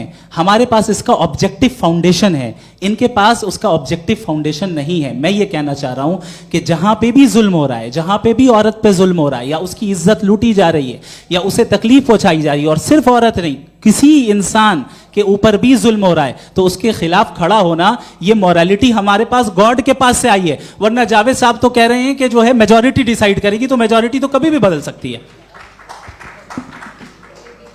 क्या आप ये थोड़ी सी आपको गलतफहमी है। मैं अगर मेरे जुमले से ये मदना निकला या मैंने कहा, तो ये जुमला मैं वापस लेता हूँ। ये मेरा मतलब ही नहीं था कि मेजॉरिटी डिसाइड करे। मेजॉरिटी डिसाइड करे तो दुनिया में बड़ी, वैसे आपने कहा था ये जुमला। अच्छा, हो सकता है, मैं मान रहा हूँ, बाद में रिकैप कर लेंगे। अरे एक सेकंड, मैं अपनी एक्सप्लेनेशन देता हूँ। मुनासिब बात यह है कि हम सब के सब दिल में जानते हैं कि क्या अच्छा है क्या बुरा है, हमें पता है अच्छी तरह से। जो लोग बुरे काम करते हैं उन्हें भी मालूम अच्छा क्या है। यही तो सवाल था हजरत कि फिर ये मोरालिटी आई कहाँ से? Cross examination. हाँ जी, हाँ। मोरालिटी साथ रहने की डिजायर से आई है, यानी साथ रहकर जो कुछ कह दे, जो कुछ कर दे, वो हो जाएगा? नहीं नहीं, तो आप कायदे से रह ही कर सकते हैं जब तक लोगों में मोरालिटी हो, वरना क्यास हो जाएगा। ये आपको कैसे पता? जी हमने देखा ना, जहाँ मोरालिटी का क्यास हो गया, हम देखते हैं। कहाँ पे देखते भाई हैं? तो दुनिया में आप जो ये- कह रहे हैं, आप एक अभी कहीं मैं पे आप अगर लोगों गलत को हो रहा है इस बहस तो के उसको बाद आप मैं गलत लोगों देखिए। को आप सर, मुफ्ती आप साहब, मैं- एपिस्टेमोलॉजी की मुफ्ती बात कर रहे हैं, मैं ऑन्टोलॉजी की बात मुफ्ती कर रहा साहब, मैं इस हूँ। बहस के फाउंडेशन बाद आप क्या है? दोनों लोगों को चाय पे फाउंडेशन होस्ट करूंगा, वहां पे क्रॉस एग्जामिनेशन कर लीजिएगा। अभी ऑडियंस का हक मार रहे हैं आप लोग भाई, सर। जस्ट लोग हैं आप लोग। और ये भाई ये हाँ, बच्चे उधर लोग। उधर आएंगे, उधर इनको आएंगे। भी। जी सर, आएंगे आएंगे। अच्छा सर मेरा नाम लईकुर रहमान है और मैं अलीगढ़ मुस्लिम यूनिवर्सिटी का स्टूडेंट हूँ। और जहाँ तक मुझे पता है कि sir you are also product of Aligarh Muslim University. मैं भी उसी चमन का बुलबुल। हाँ सर, तो बड़ी खुशी हुई मुझे जान करके कि मैं आपसे मिलूंगा। सवाल सर मेरा सवाल यह है, सर सैयद अलैहिर्रहमा का नज़रिया ये था कि खुदा के वजूद को अक़ल के दायरे में रह कर के तलाश करना, न कि पूरी तौर से उसका इनकार कर देना। Sir how will you define it? नहीं तो ये तो आप इन्हें बताइए। ये सर, सवाल आपसे के खुदा का वजूद साबित कर रहे हैं तो सर आपने इनकार कर रखा है, इस वजह से मेरा क्वेश्चन उन्होंने यही सर से एक सेकंड, सर सैयद ने यही कहा ना कि अक्ल से आप खुदा के वजूद को साबित नहीं कर सकते, यही कहा ना भाई। वो उन्होंने कहा कर सकते हैं और वो कर दिया गया आज। वो फोन दो। तलाश करना या साबित करना अक्ल से अक्ल से नहीं हो सकता। सर, अरे सवाल तो सुन लीजिए जी। अक्ल से नहीं हो सकता है, यही कहा ना आपने। अक्ल से हो सकता है। अरे वो यही कह रहे हैं भाई, आप बता रहे हो सकता है, वो तो कुछ और। आप अगर सर देखो नौजवान, फोन ले लो, वो इतनी कमाल की यूनिवर्सिटी है। अरे भाई दे दो ना जरा, एक मिनट दे दो भाई, मेरी बात सुनो, माइक पे बोलो ताकि जो लाखों लोग देख रहे हैं। माइक दे दो ना। अरे देंगे ना माइक, तुम ठहरो तो। हाँ सर मेरा सवाल ये था कि सर सैयद अलैहिर्रहमा का एक नज़रिया था अपना कि खुदा का जो वजूद है उसको अक़ल के दायरे में रह करके तलाश करना है, न कि पूरे तौर से इनकार कर देना है। ये उनका कॉन्सेप्ट था। लेकिन मेरा सवाल ये है कि आप इसको कैसे डिफाइन करते हैं, एक्सप्लेन कैसे करेंगे, मैं आपसे जानना चाहता हूँ, क्योंकि you are the product of Aligarh Muslim University. मुझे अक़ल के दायरे में रख के मैंने बहुत तलाश की, मुझे मिला नहीं।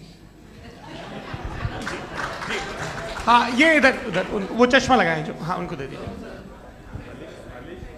जी जी फटाफट पूछिए, बस 5 मिनट है, 5 मिनट में खत्म हो रहा है। हाँ अस्सलाम वालेकुम मुफ्ती साहब। एंड मेरा सवाल जावेद अख्तर साहब से। क्या नाम है आपका? अरे भैया सब मुझे पूछ रहे हो। फैज पूछिए फैज साहब। तो मेरा सवाल ये है कि अभी जो एथियस्ट है वो problem of evil argument use कर रहे हैं अगेंस्ट मुस्लिम्स, राइट? कि इस दुनिया में इतना सारा इविल है और अगेंस्ट मुस्लिम तो यहाँ अगेंस्ट थियस्ट। हाँ थोड़ा सा करेक्ट कर लीजिए भाई, पूरी मशक्कत ही इसी बात की थी कि किसी एक मजहब पे बात न टिके। जी तो बेसिकली ये आर्ग्यूमेंट ऐसा है कि इस दुनिया में इतना ज़्यादा ईवल एग्जिस्ट करता है और अगर एक ऑल गुड गॉड है तो वो रोकता क्यों नहीं है? लेकिन इस सवाल में एक हिडन अजम्पशन ये है कि इस दुनिया में ईवल एग्जिस्ट करता है। अब एथियस्ट ये कैसे ऑन्टोलॉजिकली प्रूव कर सकते हैं कि इस दुनिया में ईवल एग्जिस्ट करता है? मैं आपको बताता हूँ, थोड़ा सा समझा। नहीं सर, हम लोग इनको सुनने आए। नहीं please don't do. I want to explain ontologically. नहीं हम समझ गए सर, इनको अब जवाब देने दीजिए। अच्छा सवाल पूछ लो। मैं अभी तक क्या था वो मैं थोड़ा सा ऐड ऑन कर लेता हूँ। तुम गुरु, तो हम जब इसका राउंड 13 करेंगे ना तब तुमको स्टेज पे बिठाएंगे। जी तो हाँ जल्दी से। तो देखिए एथियज्म के हिसाब से सब कुछ रैंडमली बन गया है, सब कुछ एटम्स और मॉलिक्यूल्स है। एक पत्थर में और मुझ में सिर्फ इतना फर्क है कि हम लोग एटम्स और मॉलिक्यूल्स का अलग अलग रीअरेंजमेंट है। अब एक पत्थर को कोई इंसान तलवार से 2 टुकड़ों में काट दे या मुझे, according to atheism it is same. There is no evil and good according to atheism. जी अच्छा फैज साहब का सवाल ये है कि हाँ कोशिश भी करते तो इससे गलत सवाल नहीं कर पाते। एक लाइफ फॉर्म है और लाइफ फॉर्म में फीलिंग्स हैं, मतलब लाइफ फॉर्म सुनता है, देखता है, टेस्ट कर सकता है, फील कर सकता है। तो उसकी जो क्वालिटी इस बबल में आ गई है, वो जानवर में भी है, इंसान में भी है। तो जाहिर है कि उसे कोई तकलीफ पहुंचेगी, तो चूंकि उसके पास वो सेंसिटिविटी है तो मैं करेगा। पत्थर में वो सेंसिटिविटी नहीं है। तो ये क्या सवाल हुआ कि अगर पत्थर को काटा तो पत्थर को तकलीफ नहीं होती, तो आपको काटे तो आपको क्यों तकलीफ हो? बैठ जाइए। जी हाँ अगला सवाल। हाँ पूछे जी जावेद अख्तर साहब। अरे भैया सब आप लोग मुफ्ती साहब को छोड़ रहे हैं, तो मेरे ही पीछे पड़े हैं क्या? फिर चलो बोलो भाई। You asked how God can exist when children die in Gaza. हाँ you asked how God can exist when children die in Gaza, and you also mentioned the rise of atheism in Europe. But the same events also are leading many atheists and non-believers to turn towards faith. How do you interpret this contradiction, where suffering pushes some away from God, yet brings others closer to belief? देखिए, आपको एक बात बताऊं, दुनिया perfect तो कहीं भी नहीं है, हर जगह कुछ खामियां हैं। बेटा एक मिनट, मैं आप ही को कहेंगे, देखो वो तो कुछ खामियां, कमज़ोरियां, खराबियां सब जगह है। लेकिन अगर देखोगे ईमानदारी से कि दुनिया सबसे ज़्यादा महज़ब कहाँ है, एक आम शहरी को कहाँ हुकूक हासिल हैं, वो बोल सकता है, अपनी मर्ज़ी से काम कर सकता है, अपनी मर्ज़ी से राय दे सकता है, हुकूमत के ख़िलाफ़ बोल सकता है, बरसर इक़्तिदार लोगों के बारे में बोल सकता है, सरमायादारों के ख़िलाफ़ बोल सकता है। तो आपको ये स्कैंडिनेवियन कंट्रीज़ में मिलेगा, वेस्टर्न यूरोप में मिलेगा। मैं नहीं कह रहा वो परफेक्ट है, बिल्कुल नहीं, वहाँ बहुत ख़राबियाँ भी हैं, परफेक्ट तो कोई। लेकिन जिन जिन मुल्कों में, लैटिन अमेरिका देखो, गल्फ़ देखो, वहाँ पर आपको ये ज़रूर है कि रेप नहीं होते होंगे। रेप की ज़रूरत क्या है भाई, उसको तो ख़रीद लो, घर में रखो, सड़क पर रेप करने की क्या ज़रूरत है। मगर सुनिए सुनिए सुनिए, मगर हकीकत ये है कि वहाँ शख्सी आज़ादी राय देने की, बोलने की नहीं है। जी, ये एक आखिरी सवाल मुफ्ती साहब से। हाँ मैम, इनको माइक दीजिए। शुक्रिया। मेरा नाम मनीषा है, मैं हरियाणा से आई हूँ। मैं मुफ्ती साहब से एक बात पूछना चाहती हूँ। आप बार बार जावेद साहब को कॉन्ट्राडिक्ट तो कर रहे हैं कि आपने ये कहा, लेकिन आप भी अजम्पशंस के बेसिस पे बात कर रहे हैं। आपने खुदा के होने का कौन सा प्रूफ पेश किया है, खुदा की एग्जिस्टेंस का? अब इस सवाल को अलग रहने दीजिए, कौन एथीस्ट है कौन नहीं है। और दूसरी बात जो आपने एक छोटी सी कही थी कि ये फ्री विल का इस्तेमाल करता है इंसान अपनी, लेकिन उस फ्री विल का इस्तेमाल में मतलब खुदा ने ये दे दी सबको ये इजाज़त कि वो कितना घिनौनापन और कितने ज़्यादा ख़राब से ख़राब तरीके इस्तेमाल कर सकते हैं। जवाब सुनते जी। आप फ्री विल को मानती है ना, या आप कहती है कि फ्री विल नहीं है ना, मानती है ना? तो अब आपके पास इसका कोई एक्सप्लेनेशन नहीं है कि अगर एक इंसान उस फ्री विल का इस्तेमाल करके गलत काम कर रहा है और बच के अच्छी ज़िंदगी गुजार के निकल जा रहा है, उसका कोई रिकम्पेंस नहीं है। हमारे वर्ल्ड व्यू में जो इंसान गलत काम कर रहा है उसको भी रिकम्पेंस यानी उसका बुरा बदला मिलना है, और जो सही काम कर रहा है उसको सही बदला मिलना है। लिहाजा जो फ्री विल है वो इस तरीके से है कि एक लिमिटेड टाइम तक खुदा ने मोहलत दी है। ऐसा नहीं कि छूट दे दी, जो करना है करते रहो हमेशा। वक्त आएगा जब एग्जाम का टाइम खत्म होगा तब रिजल्ट आएगा, दौराने एग्जाम जबरदस्ती आपको नहीं बताया जाएगा। अरे भाई एक सेकंड, जी सवाल मुफ्ती साहब से मेरा, मुफ्ती साहब से, रुक जाइए, आपसे फोन, आप इसके बाद आपसे मैं मुफ्ती साहब एक ही सवाल करता हूँ कि अगर जो हो रहा है फ्री विल से हो रहा है और एक दिन बरोज़ क़यामत इंसाफ होगा मैशर में वगैरह वगैरह, तो दुआ क्यों मांगते हैं लोग? दुआ मांगते हैं इसके मतलब है अभी भी उसने ये डिपार्टमेंट रखा है कि मैं रोज़मर्रा की ज़िंदगी में बिल्कुल बिल्कुल ही कैन। तो तुम कैन हो, तुम मुझे नौकरी दिला देते हो, मेरे बेटे को ग्रीन कार्ड दिला देते हो, और 45,000 बच्चे मरते उन्हें रोकते नहीं हो। नहीं तो क्या आप ये कह रहे हैं कि इस दुनिया में जालिमों को कभी पकड़ ही नहीं होती है? अरे जो भी पकड़ होगी वो बच्चे रोते हैं। बिल्कुल, देखें मैंने अपने ओपनिंग स्टेटमेंट में यही कहा था कि जनाब जावेद साहब सिर्फ इमोशनल आर्गुमेंट देंगे। This is an emotional argument. ये छोटे मोटे इसके पीछे का रीजन मैंने बताया क्या है, इसके पीछे का रीजन क्या है मैंने बताया। मंच से आप लोगों को सज्जनों इसलिए कह रहा हूं ताकि थोड़ा सा आपके कॉन्शियंस पे जोर रहे कि आपको ऑर्डर बचा के रखना है। वक्त तय हुआ था, ये वक्त पूरा हुआ, आपने इतने धैर्यपूर्वक सुना, मैं आप सबका बहुत बहुत शुक्रगुजार हूं। यदि इन दोनों विद्वानों की इच्छा होगी तो कभी हम इस बातचीत का राउंड 2, राउंड 3, यही तो देखिए खूबी है इंसान की कि बहस मुबाहसे में वो पड़ा रहता है। आप लोगों ने बड़े धैर्य का परिचय दिया, बहुत बहुत शुक्रिया। इसी के साथ ये बातचीत यहाँ पे समाप्त होती है। आप लोग को मैं एक बात बता दूं, ये सारी बहस हो गई, अब मुफ्ती साहब और बड़े मुफ्ती साहब इन साथ के साथ मैं खाना खाने वाला हूँ।